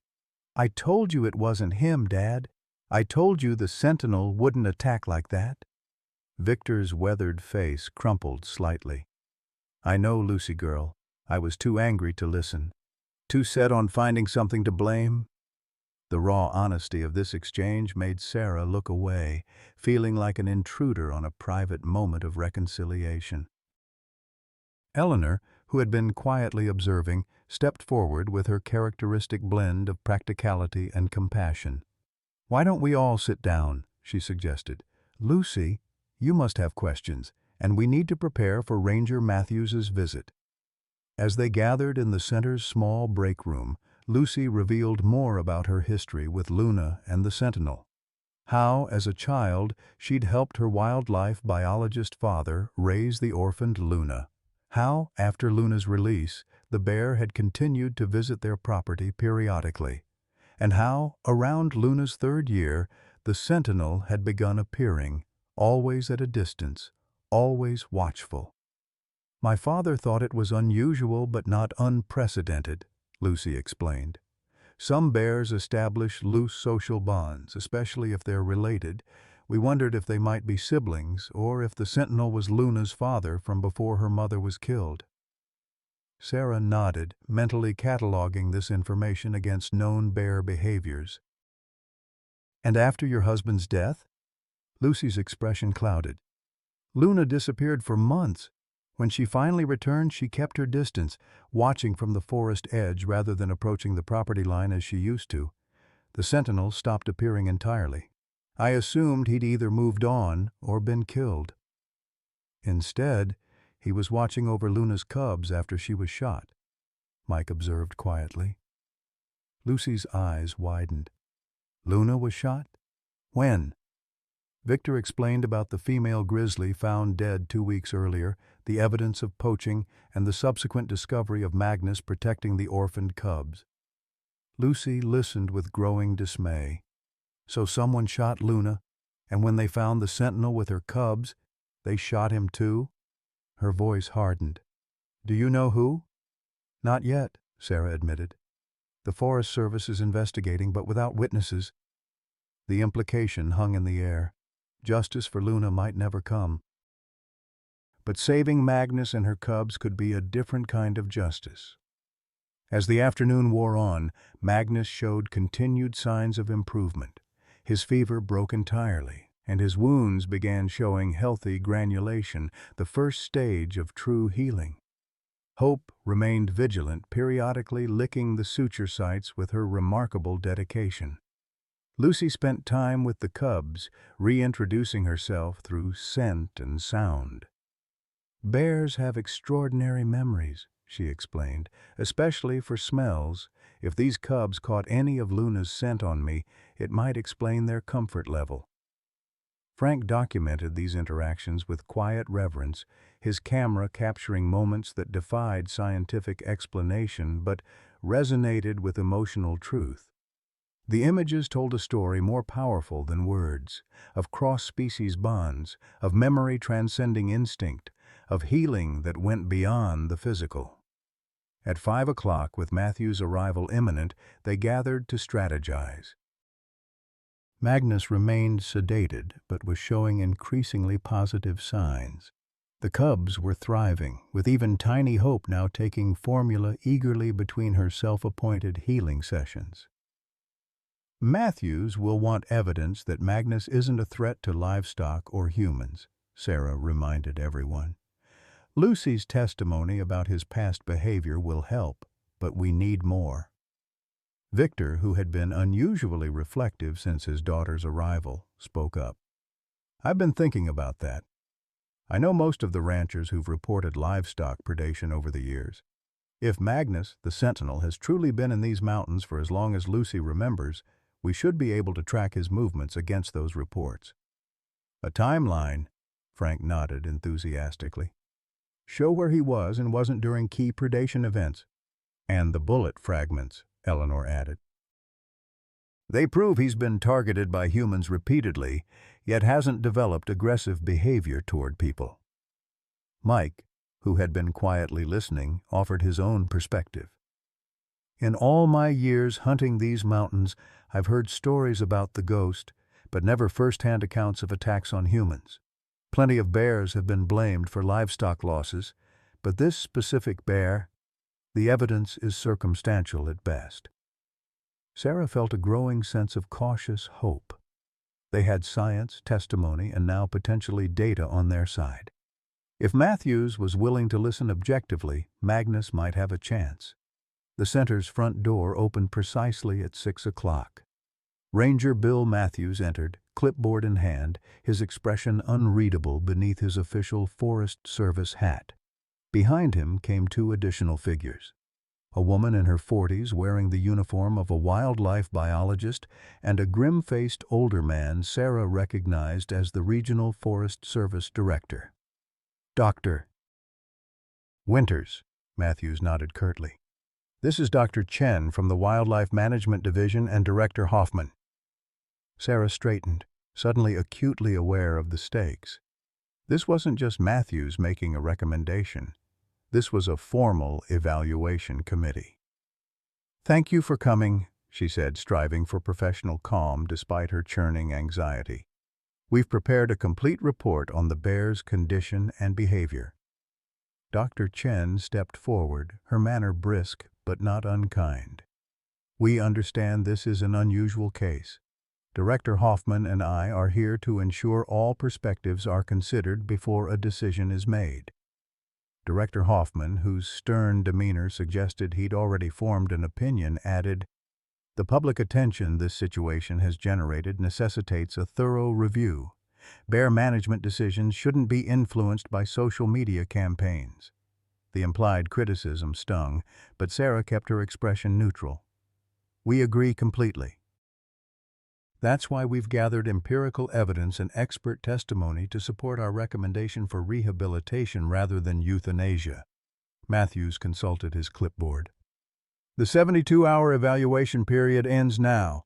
Please show us the bear's current condition.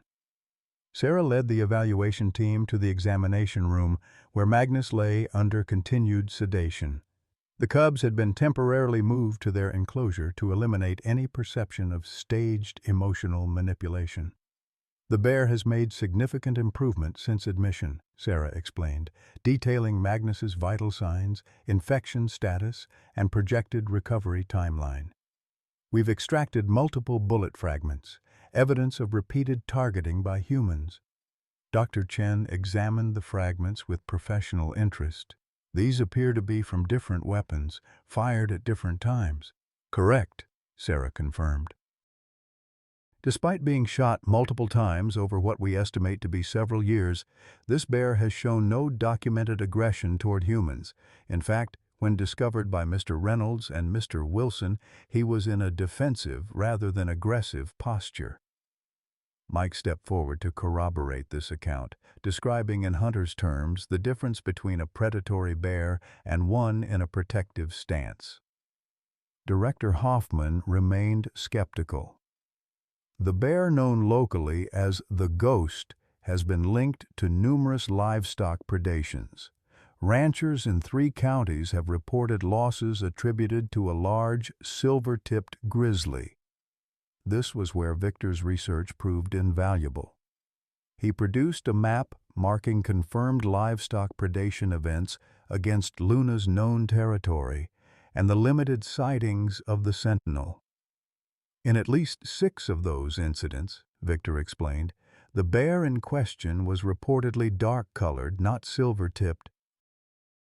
In 4 others, the sentinel, what you call the Ghost, was observed more than 20 miles away within the same week. Lucy added her own testimony describing the sentinel's non-aggressive behavior over years of observation. When she revealed her connection to Luna and explained the unusual social bond between the bears, even Director Hoffman appeared intrigued. You're suggesting this male bear formed a social attachment to a female he didn't mate with? Dr. Chen asked, professional curiosity evident in her voice. Yes, Lucy confirmed.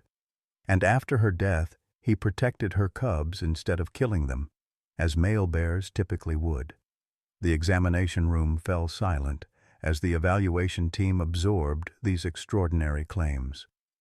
Matthews looked uncertainly between his clipboard and Magnus, as if the standard protocol suddenly seemed inadequate. Director Hoffman broke the silence. While this is scientifically interesting, our concern must be public safety and resource management. Even if this particular bear has shown unusual behavior, he remains a large predator recovering from trauma. His future behavior cannot be predicted with certainty. It was Eleanor who responded, her voice carrying the quiet authority of her years. Nothing in life can be predicted with certainty, Director. Not a bear's behavior, not a person's. We make judgments based on patterns, on history, on what we know to be true about character.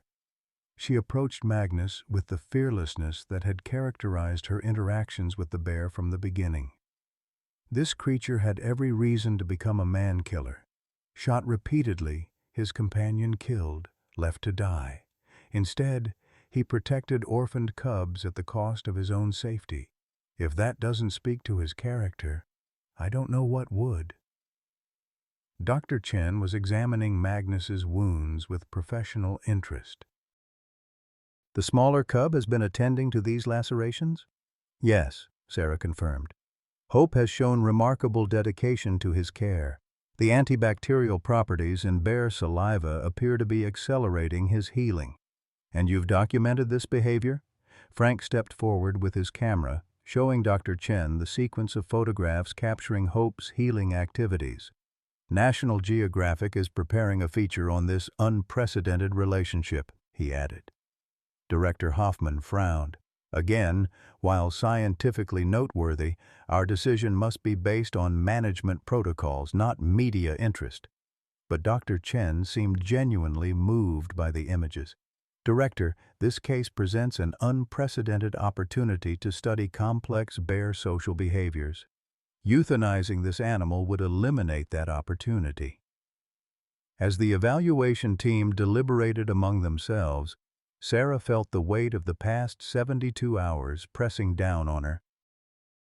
They had done everything possible to save Magnus, treated his wounds, documented his behavior, gathered evidence and testimony. Now his fate rested in the hands of 3 people bound by protocols that never anticipated a bear like him.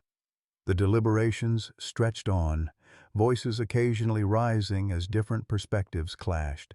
Outside the examination room window, the sun began its descent toward the western mountains, painting the sky in shades of amber and gold.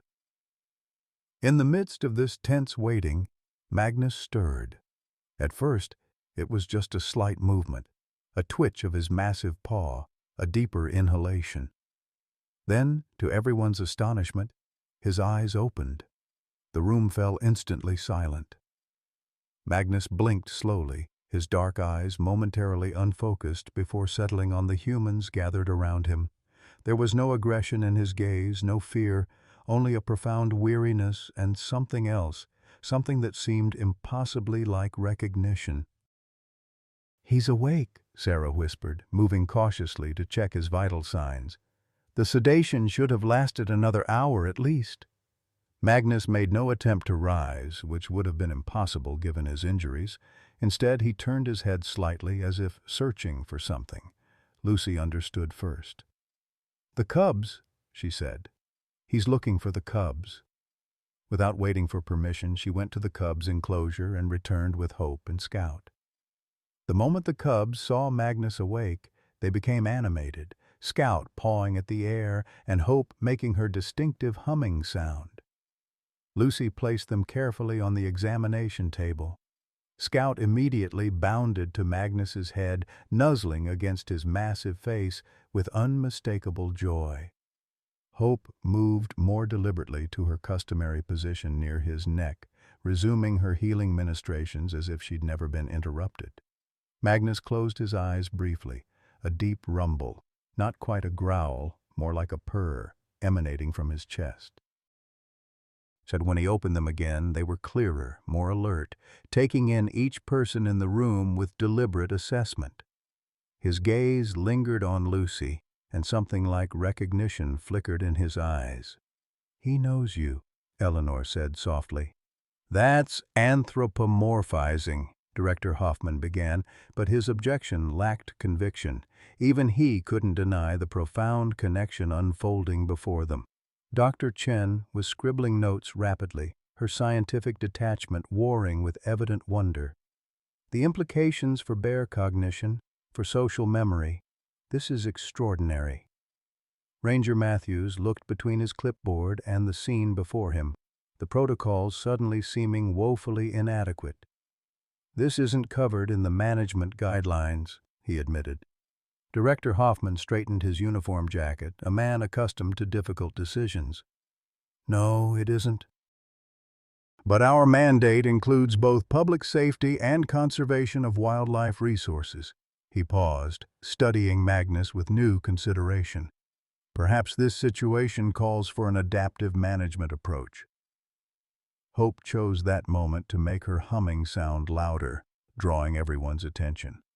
The tiny cub was looking directly at Director Hoffman, as if challenging his authority over Magnus's fate.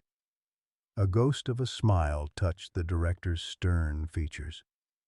"Young lady, are you lobbying for your friend here?" The unexpected humor broke the tension. Dr. Chen laughed softly, and even Matthews managed to smile. "I believe," the director continued more formally, "that we have sufficient evidence to authorize a specialized rehabilitation plan for this bear, provided certain conditions are met." He turned to Sarah. "Dr. Winters, your facility would need significant upgrades to house a bear of this size long-term. Funding would be an issue." Before Sarah could respond, Eleanor spoke up. "Funding won't be a problem. I've already spoken with my financial advisor about establishing a foundation." Frank added, "And National Geographic is offering a conservation grant to document this case. They're calling it unprecedented." Director Hoffman nodded slowly. "Very well. Dr. Chen will work with you to develop appropriate protocols. The cubs will remain under rehabilitation until old enough for potential release. As for the adult male—" He paused, looking at Magnus with newfound respect. "His case will be evaluated on an ongoing basis." It wasn't an unconditional victory, but it was far more than they had dared hope for 72 hours earlier. Magnus would live. The cubs would have a chance at a future. And perhaps most importantly, a new understanding of bear behavior, of animal consciousness itself, had begun to emerge. As the evaluation team departed with promises of formal documentation to follow, the unlikely family of humans and bears remained in the quiet examination room. Magnus had drifted back to sleep, the cubs nestled securely against him, but now his breathing was deeper, more regular, the breathing of one healing rather than dying. Eleanor, who had maintained her composure throughout the evaluation, finally allowed tears to spill down her weathered cheeks. "I knew you wouldn't give up," she whispered to the sleeping bear. "Fighters recognize each other." Sarah felt her own eyes burning with exhaustion and emotion. The past 3 days had changed everything. Her understanding of the animals she treated, her connection to the community she served, her perception of what was possible when people united across different perspectives for a common cause. Outside, the sun completed its descent behind the Bitterroot Range, painting the sky in deepening shades of purple and blue. One by one, stars appeared in the darkening canvas, ancient and steady. Inside the Wildlife Center, Magnus slept on, guardian and guarded alike, while those who had fought for his life maintained their vigil through the deepening night. Dawn broke gently over the Bitterroot Wildlife Rehabilitation Center, bathing the weathered building in soft, golden light. Inside, the unlikely family of humans and bears had maintained their vigil through the night, taking turns monitoring Magnus's condition. The massive grizzly had awakened several times, each period of consciousness slightly longer than the last, his dark eyes increasingly alert and aware. Sarah stood at the window, coffee cup cradled in her hands, watching the sunrise paint the mountains in shades of amber and rose. She had managed perhaps 3 hours of broken sleep, but adrenaline and responsibility kept her functioning.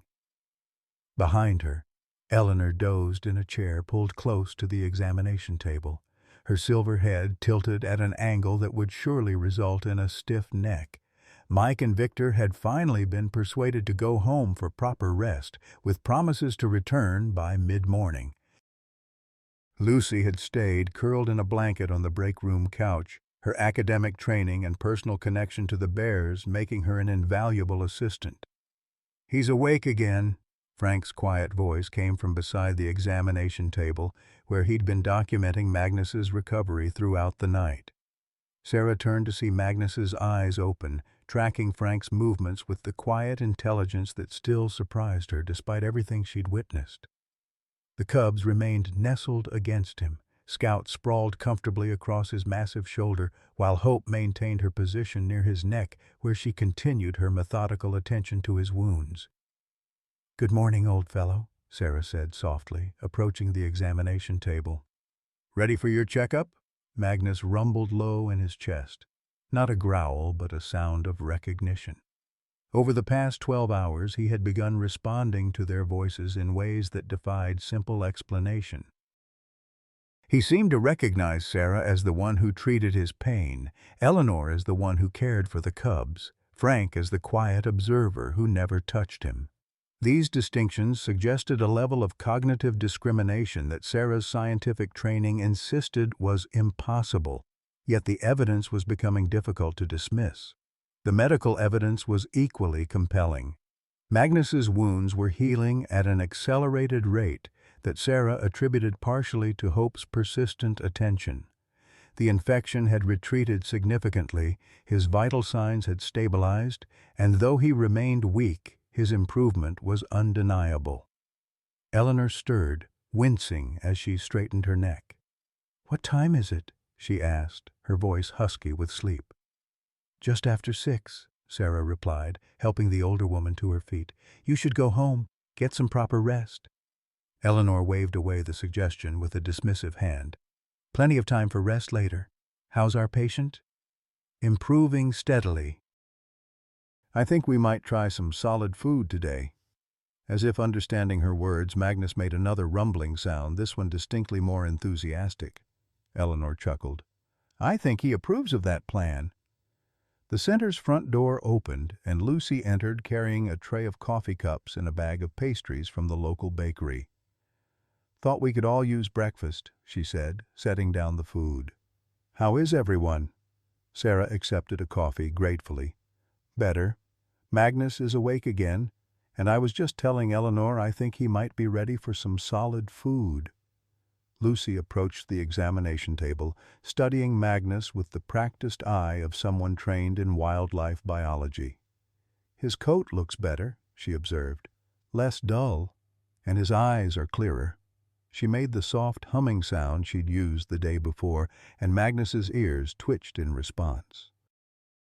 "He remembers you," Sarah said, the statement no longer feeling like anthropomorphism, but like simple recognition of observed fact. Lucy nodded, a complex mix of emotions crossing her face. "I still can't believe he's the same bear that used to watch over Luna all these years." The implication hung in the air. All these years, while Lucy had been growing up, going to college, marrying, losing her husband, the Sentinel had been out there in the mountains, living his solitary life until circumstances brought him to Luna's cubs. "Dr. Chen will be here at 9 to begin developing the rehabilitation protocol," Sarah said, changing the subject to more practical matters. "We'll need to start planning the new enclosure if Magnus is going to stay here long-term." Frank looked up from his camera. The National Geographic grant should cover most of the construction costs. They're sending a contract today.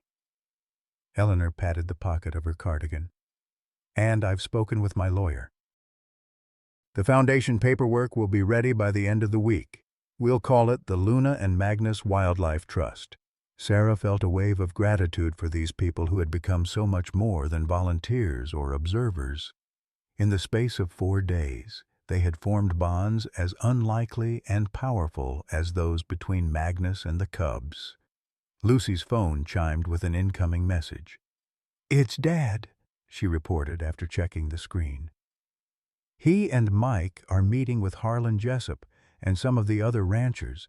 Apparently, they've agreed to form a committee to address bear livestock conflicts in ways that don't involve shooting first.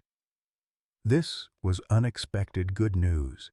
If the ranching community was willing to consider alternative approaches to predator management, it could mean broader protection for bears throughout the region, not just Magnus. "Your father has surprised me," Sarah admitted. "When he first came here, he surprised himself," Lucy said with a small smile. "Dad's stubborn, but he's fair. Once he realized the sentinel wasn't the bear that killed James." She trailed off, the pain of that loss still evident beneath her composed exterior. Eleanor moved to stand beside her, placing a comforting hand on the younger woman's arm. "Grief makes us see the world in black and white, dear. It takes time to find the colors again." Lucy nodded, grateful for the understanding. "James would have loved this," she said after a moment. "He was studying interspecies communication for his doctorate. The idea that a male bear would adopt and protect cubs that weren't his own, he would have found it fascinating." As the morning progressed, the center began buzzing with activity. Dr. Chen arrived promptly at 9, accompanied by 2 assistants carrying scientific equipment. Together with Sarah and Lucy, they began developing a comprehensive rehabilitation protocol for Magnus and the cubs. "The cubs are straightforward, Doctor," Chen explained, examining Scout and Hope with professional care. "Standard rehabilitation protocols apply, with release likely possible within 18 to 24 months. "And Magnus?" Sarah asked. Dr. Chen frowned thoughtfully. "That's more complicated. His age, size, and history make full release challenging, but a restricted release in a monitored wilderness area might be possible, especially if the cubs are released in the same region." The implications of this were significant. Most rehabilitated adult bears were either kept permanently in wildlife sanctuaries or, more commonly, euthanized due to concerns about human habituation. A monitored release would be nearly unprecedented. "We'll need GPS collars, regular monitoring, possibly some form of soft release with supplemental feeding stations initially," Dr. Chen continued, warming to the scientific possibilities. "It would require significant resources we now have," Eleanor reminded her, referencing the Foundation and the National Geographic grant. Dr. Chen nodded, excitement visible beneath her professional demeanor. "Then let's design something revolutionary. This case deserves nothing less." By midday, Magnus had progressed to accepting small amounts of solid food, fish and lean meat offered carefully by Sarah. His appetite was encouraging, another sign of his improving condition. The cubs, too, were thriving, with even tiny Hope now showing playful behaviors during her breaks from attending to Magnus. Mike and Victor returned shortly after noon, bringing news from their meeting with the ranchers. "Harlan's organized a joint committee," Victor reported with evident satisfaction. "Ranchers, wildlife advocates, Forest Service representatives, all working together on non-lethal predator management strategies. And the best part," Mike added, "is they're calling it the Magnus Initiative. Harlan says if a bear can learn new behaviors, so can ranchers." This unexpected outcome, community collaboration growing from what had begun as conflict, felt like a victory almost as significant as Magnus's survival. For years, The division between conservation interests and ranching concerns had seemed unbridgeable. Now, catalyzed by Magnus's extraordinary story, a fragile bridge was being built. The afternoon brought more visitors, journalists seeking interviews, wildlife advocates offering support, and curious locals hoping for a glimpse of the guardian bear and his cubs. Sarah limited access carefully, prioritizing Magnus's recovery over public interest, but recognized the importance of controlled media coverage for ongoing support. Charlotte Parker, the local reporter who had first broken the story, was granted an exclusive interview with the core team. As cameras rolled, each person shared their perspective on the remarkable events of the past 4 days. In 40 years of wildlife photography, I've never witnessed anything like the bond between Magnus and these cubs, Frank said, his weathered face animated with genuine wonder. It challenges everything we thought we knew about bear behavior. Eleanor spoke of Hope's healing efforts, her voice carrying the wisdom of her years. That little one taught me that healing isn't just about medicine. It's about presence, about refusing to give up on someone when they need you most. Mike, less comfortable in front of the camera, but determined to speak his truth, described the moment he and Tyler had discovered Magnus protecting the cubs.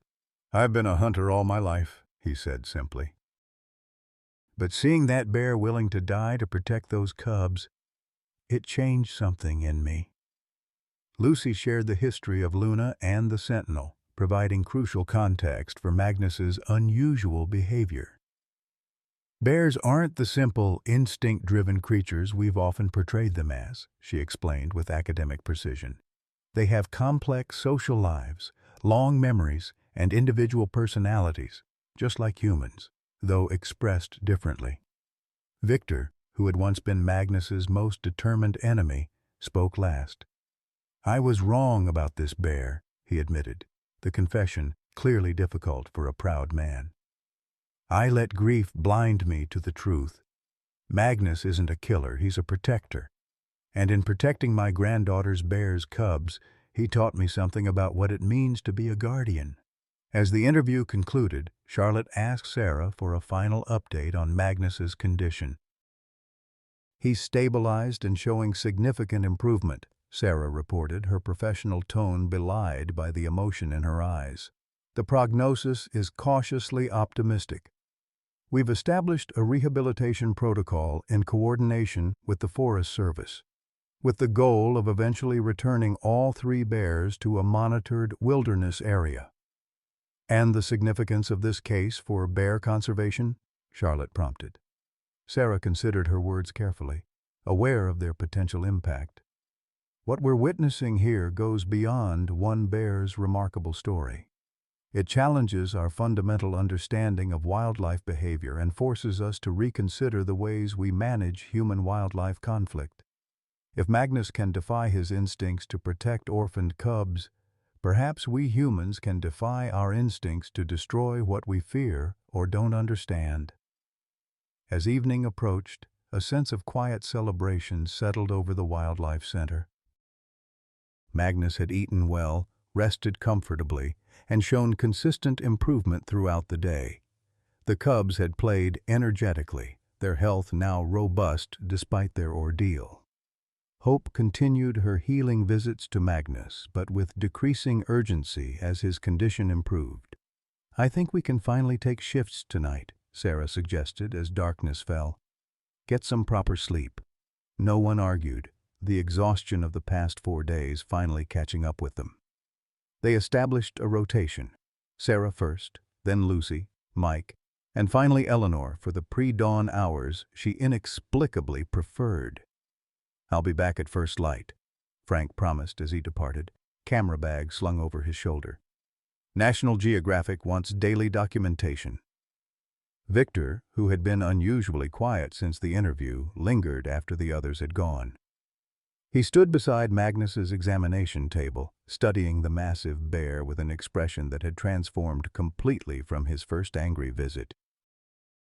"You know," he said finally, addressing Sarah but looking at Magnus, I spent 3 years hating this bear, blaming him for taking James from Lucy, for destroying her happiness. I tracked him, hunted him, wanted him dead. He shook his head slowly. All that time, he was out there protecting Luna, watching over her like he'd always done. And when she died, he took care of her cubs, put himself between them and danger, nearly died for them. Sarah waited, sensing Victor needed to work through something important. "Makes me wonder," he continued, his voice rough with emotion, "what kind of man carries hate for 3 years when this animal can show such devotion?" He placed a weathered hand gently on Magnus's massive head. "I've been thinking about what you said in that interview, about defying our instincts. Maybe that's what forgiveness is." With that, he turned and left, leaving Sarah alone with Magnus and the cubs for the first watch of the night. The center settled into silence, broken only by the soft sounds of the bear's breathing and the occasional distant call of an owl. Sarah reviewed Magnus's charts, made notes for Dr. Chen, and finally allowed herself to sit in the comfortable chair Eleanor had insisted on bringing from her home. Magnus's eyes opened, finding her in the dim light. "Just us now," Sarah told him softly. "Everyone else is getting some rest." The massive bear studied her with an intelligence that no longer surprised her. After a moment, he made a soft chuffing sound that she had come to interpret as acknowledgement. "You've changed everything, you know," she continued, the quiet darkness making it easier to speak openly. "Not just for yourself and the cubs, for all of us." Magnus blinked slowly, the bare equivalent of a nod. The center was about to close. Funding cuts, lack of community support. I was thinking this might be my last year here. Sarah hadn't admitted this to anyone, had barely acknowledged it to herself. Now, there's a foundation, grants, community involvement, because of you. Hope stirred against Magnus's neck, making her humming sound briefly before settling back to sleep. Scout shifted position, one tiny paw draped comically across Magnus's massive ear. "Family comes in strange forms sometimes," Sarah mused, watching the cubs. "Not always what we expect."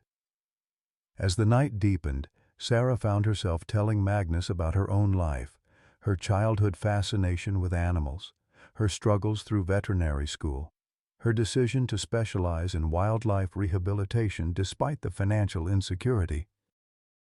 She spoke of her failed marriage to a man who couldn't understand her dedication to creatures that would never thank her, of the children she had never had, of the quiet life she had built around healing wild things and returning them to where they belonged.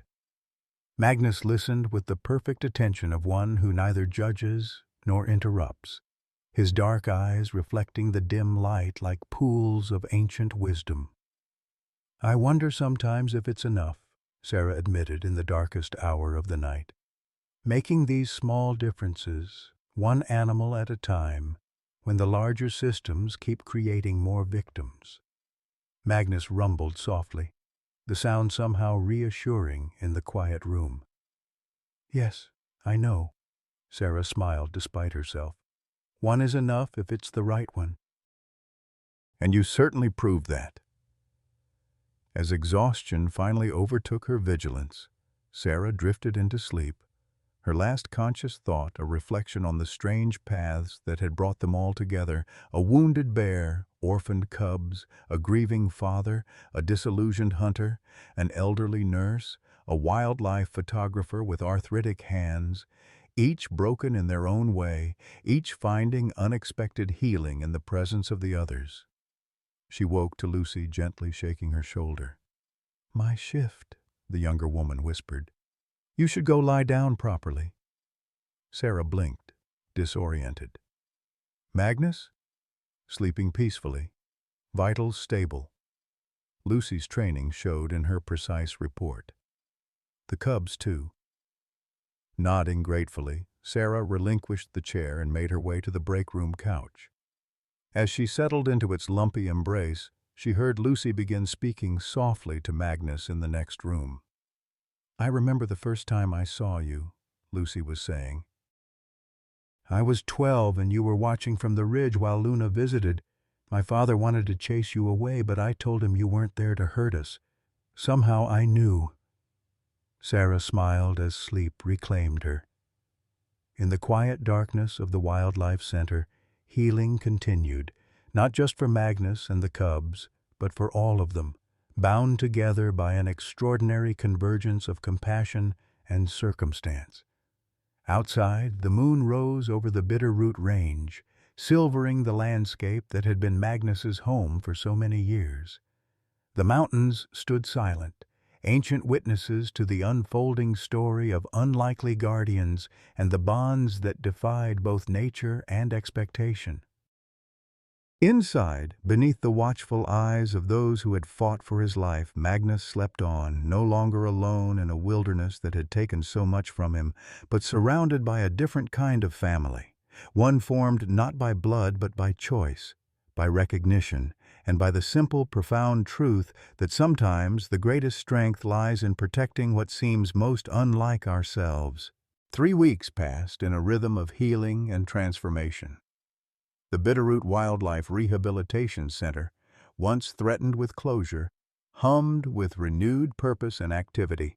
Construction crews worked daily on the expansive new enclosure behind the main building, a carefully designed habitat with climbing structures, a small pool, and natural vegetation that would serve as Magnus's home during his extended rehabilitation.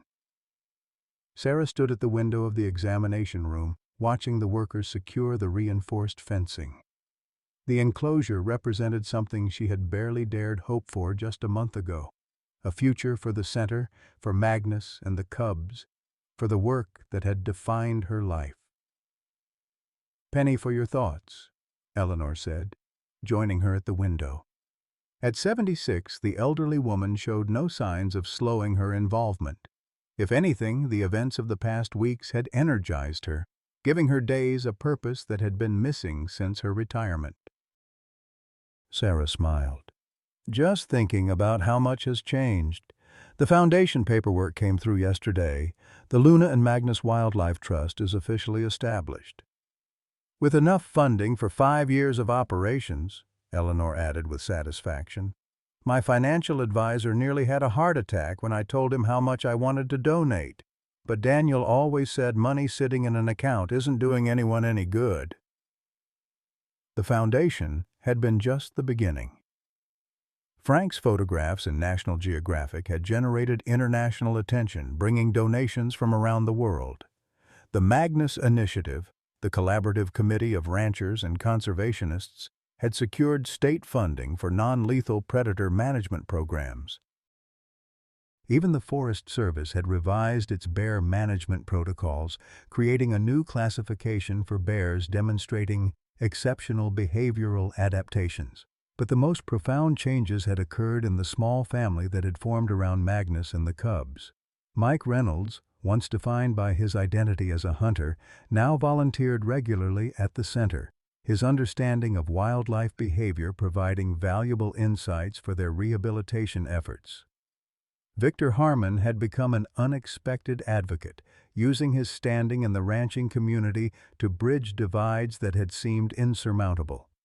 Lucy had taken a sabbatical from her teaching position to document Magnus's case for academic publication, her presence healing old wounds with her father as they worked alongside each other. "How's our patient today?" Eleanor asked as they turned back to the examination room. Magnus lay on his reinforced bed. They had long since moved him from the examination table as his strength returned, watching them with alert interest. His wounds had healed remarkably well, leaving only faint scars beneath his thick fur. The broken paw remained splinted but was showing excellent signs of recovery. "Dr. Chen says we can try supervised standing today," Sarah replied. "His weight-bearing tests yesterday were promising." The cubs, now housed in a spacious enclosure adjacent to Magnus's recovery area, had grown noticeably in the past weeks. Scout had nearly doubled in size, his playful energy requiring constant enrichment activities to prevent boredom. Hope remained smaller but had gained healthy weight, her once fragile body now robust with proper nutrition. While she continued her healing visits to Magnus, these had decreased in frequency as his condition improved, allowing her more time for normal cub development. The center's front door opened and Lucy entered carrying a tablet. "The latest footage from the camera trap is in," she announced. "You're going to want to see this." Sarah and Eleanor followed her to the break room where Lucy connected the tablet to the larger monitor.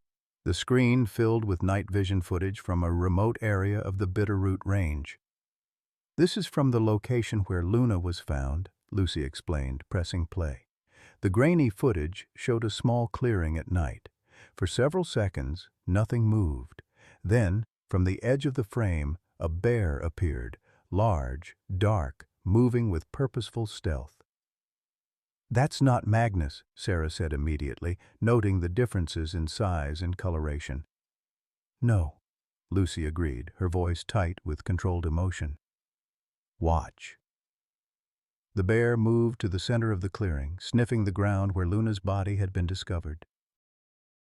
It circled the area several times, then sat back on its haunches and lifted its head in what appeared to be a mournful posture. "Is it mourning?" Eleanor asked softly. Lucy nodded. "This is the third night this bear has returned to this exact spot. And look at the markings on its chest." She paused the footage and zoomed in. There, visible even in the grainy night vision, was a distinctive white patch. "A crescent moon," Sarah whispered. "Like Luna's." "And like Scout's," Lucy confirmed. "I think this is Luna's previous cub, from her litter 2 years ago. The one we thought didn't survive." The implication was extraordinary. Not only had Luna's previous offspring survived, but it was returning to the site of its mother's death in what could only be described as mourning behavior. "I've set up additional camera traps," Lucy continued. "If this bear is indeed Luna's older cub, it might seek out its siblings." Bears have complex social memories, especially related to family scent markers. Sarah absorbed this new development, her scientific mind racing with implications. "Have you told your father?" "Not yet. I wanted your opinion first. If this bear is related to the cubs, it might affect our rehabilitation strategy."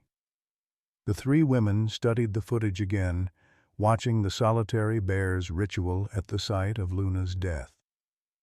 There was something profoundly moving about the creature's behavior, a reminder that grief and memory were not exclusively human domains. "We should tell Dr. Chen," Sarah decided. "And yes, your father too. This could change our approach, especially if we're considering a controlled release for all 3 bears eventually." The morning unfolded with a sense of anticipation. Dr. Chen arrived for Magnus's scheduled therapy session, bringing news of her own. "The Forest Service has approved our proposal for the monitored wilderness release," she announced as she examined Magnus's healing paw. 3,000 acres in the northern section of the range, minimal human activity, good food sources. We'll establish monitoring stations and tracking protocols over the next 6 months. This was the best possible outcome, a chance for Magnus and the cubs to return to the wild while remaining under observation to ensure their safety and adjustment. The area Dr. Chen described was near the territory Luna had established years ago, familiar ground for Magnus and ancestral home to the cubs. "When could they be released?" Sarah asked, trying to keep her voice professional despite her excitement. "The cubs need at least 18 months of rehabilitation," Dr. Chen replied. "Magnus, well, that depends on his continued recovery and behavioral assessments. But possibly within 12 months if all goes well." Magnus, as if understanding the conversation, made the soft, chuffing sound that had become his characteristic response to positive developments. Over the weeks, his vocalizations had become increasingly specific, different sounds for different people, for feeding time, for the cub's visits. Dr. Chen had begun documenting these communications, adding yet another dimension to the scientific significance of Magnus's case. "Ready to try standing today?" Dr. Chen asked him directly. The habit of speaking to Magnus as if he understood had spread from Sarah and Eleanor to the other professionals working with him, a tacit acknowledgement of his apparent comprehension. Magnus responded with an affirmative rumble. With careful support from Sarah and Dr. Chen, the massive bear shifted his weight and slowly, deliberately rose to his feet for the first time since his rescue. He stood unsteadily, favoring his healing paw, but remained upright for nearly a minute before easing back down to his bed. "Excellent progress," Dr. Chen noted, making entries in her tablet. "Better than I expected at this stage." Sarah felt a surge of pride that surprised her with its intensity. Magnus's recovery had become more than a professional achievement. It was personal, a validation of everything she believed about the resilience of wildlife and the value of rehabilitation. The day's next significant moment came with Victor's arrival. Lucy shared the camera trap footage with her father, watching his weathered face carefully for his reaction. "Luna's older cub," Victor said quietly when the footage ended. "The one the Forest Service declared presumed dead after the winter storm." He shook his head slowly. "All this time, if it is Luna's cub," Lucy emphasized, "it changes things. This bear would be sibling to Scout and Hope." "Family." Victor nodded, understanding the implications. "And family finds each other, even in the wild." He studied the footage again. "Does it know its siblings are here?" "Bears have extraordinary senses of smell," Sarah explained. "If it's moved through this area at all in the past weeks, it would have detected their scent at the rescue site, possibly even traced it here." This possibility, that another of Luna's offspring might be drawn to the Wildlife Center, added both complication and opportunity to their rehabilitation plans. A fourth bear, unhabituated to humans but related to their charges, presented challenges but also potential for a more natural family group upon release. "We should increase security," Victor said practically. "Not to keep it out necessarily, but to monitor any approach. If this bear is seeking its family, we need to manage that meeting carefully." As afternoon stretched toward evening, Mike arrived with materials for the cubs' enrichment activities. His transformation from hunter to conservationist had been so complete that sometimes Sarah had to remind herself that they had met only because he had chosen to call for help rather than shoot Magnus that rainy day in the ravine. "Brought some new scent markers," he announced, holding up sealed containers of natural materials the cubs could investigate. "Ranger Matthews helped me collect them from different parts of the range." Sarah raised an eyebrow. "Matthews is helping with enrichment now?" Mike grinned. "Says he's scientifically curious about the cub's development. But between you and me, I think he's gotten attached. Keeps asking for updates, stopping by when he's on patrol." Another unexpected alliance in the widening circle of Magnus's influence. Even Bill Matthews, initially bound by protocols and procedures, had been unable to remain unmoved by the extraordinary bear and his adopted cubs. The evening brought a small celebration. A month since Magnus's rescue, Frank had prepared a slideshow of photographs documenting the journey from that first critical day to the present. The core group gathered in the break room, sharing food and stories as Frank's images played across the screen. "Look how tiny Hope was," Eleanor marveled at an early photo of the smallest cub. "I wasn't sure she'd make it that first night." "And Magnus," Lucy added as an image of the severely injured bear appeared. "I barely recognized him as the Sentinel." The photographs tracked their collective journey. Magnus's gradual healing, the cub's growth, the moments of connection between bears and humans that defied conventional understanding. The final image showed Magnus standing for the first time earlier that day, his massive form silhouetted against the window, head held high despite his still healing body.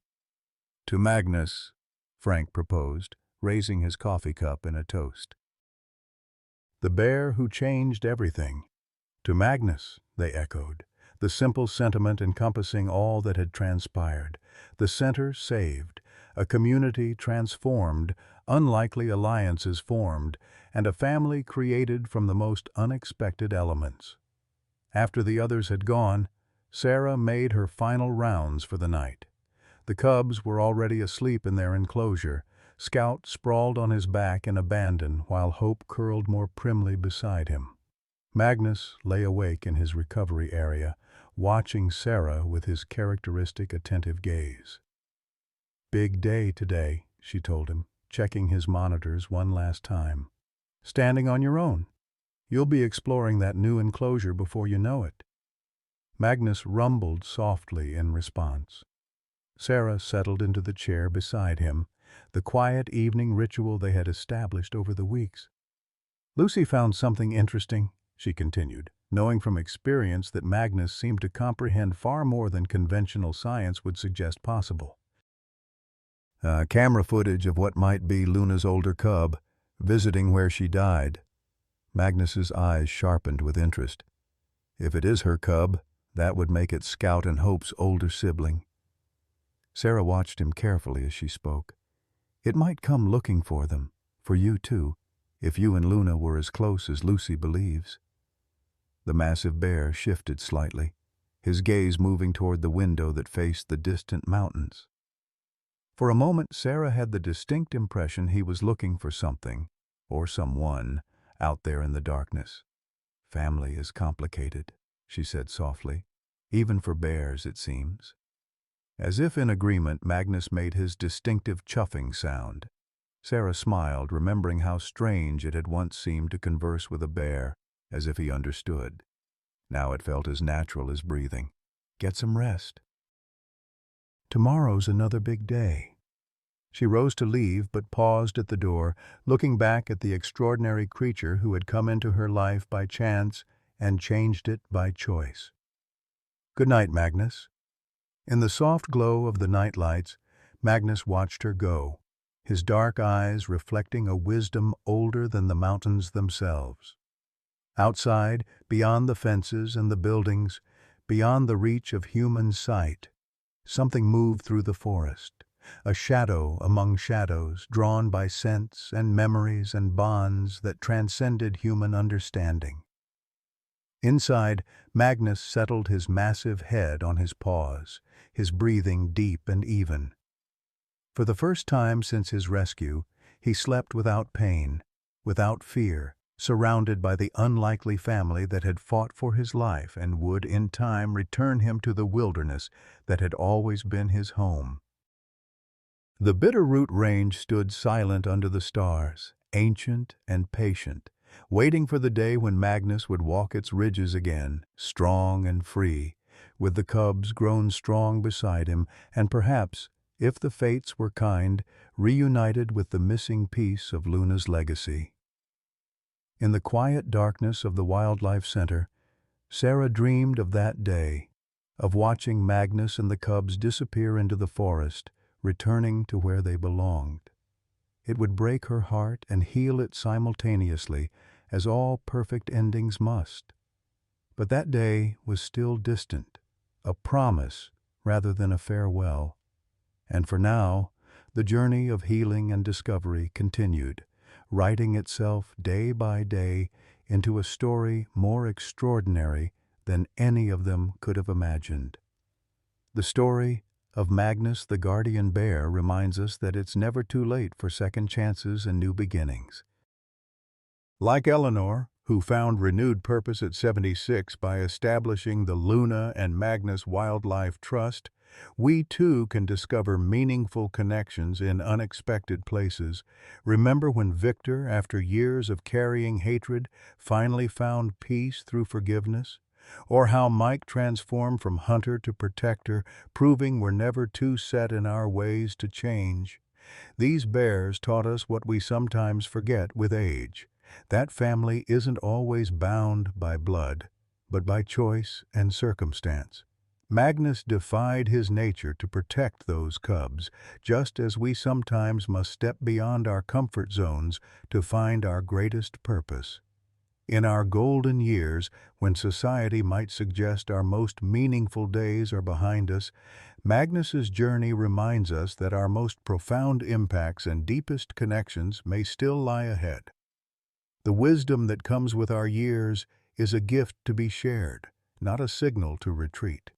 What unexpected relationship has brought new meaning to your life? Have you ever, like Magnus, found yourself protecting something that changed you in the process? Share your story of second chances in the comments below.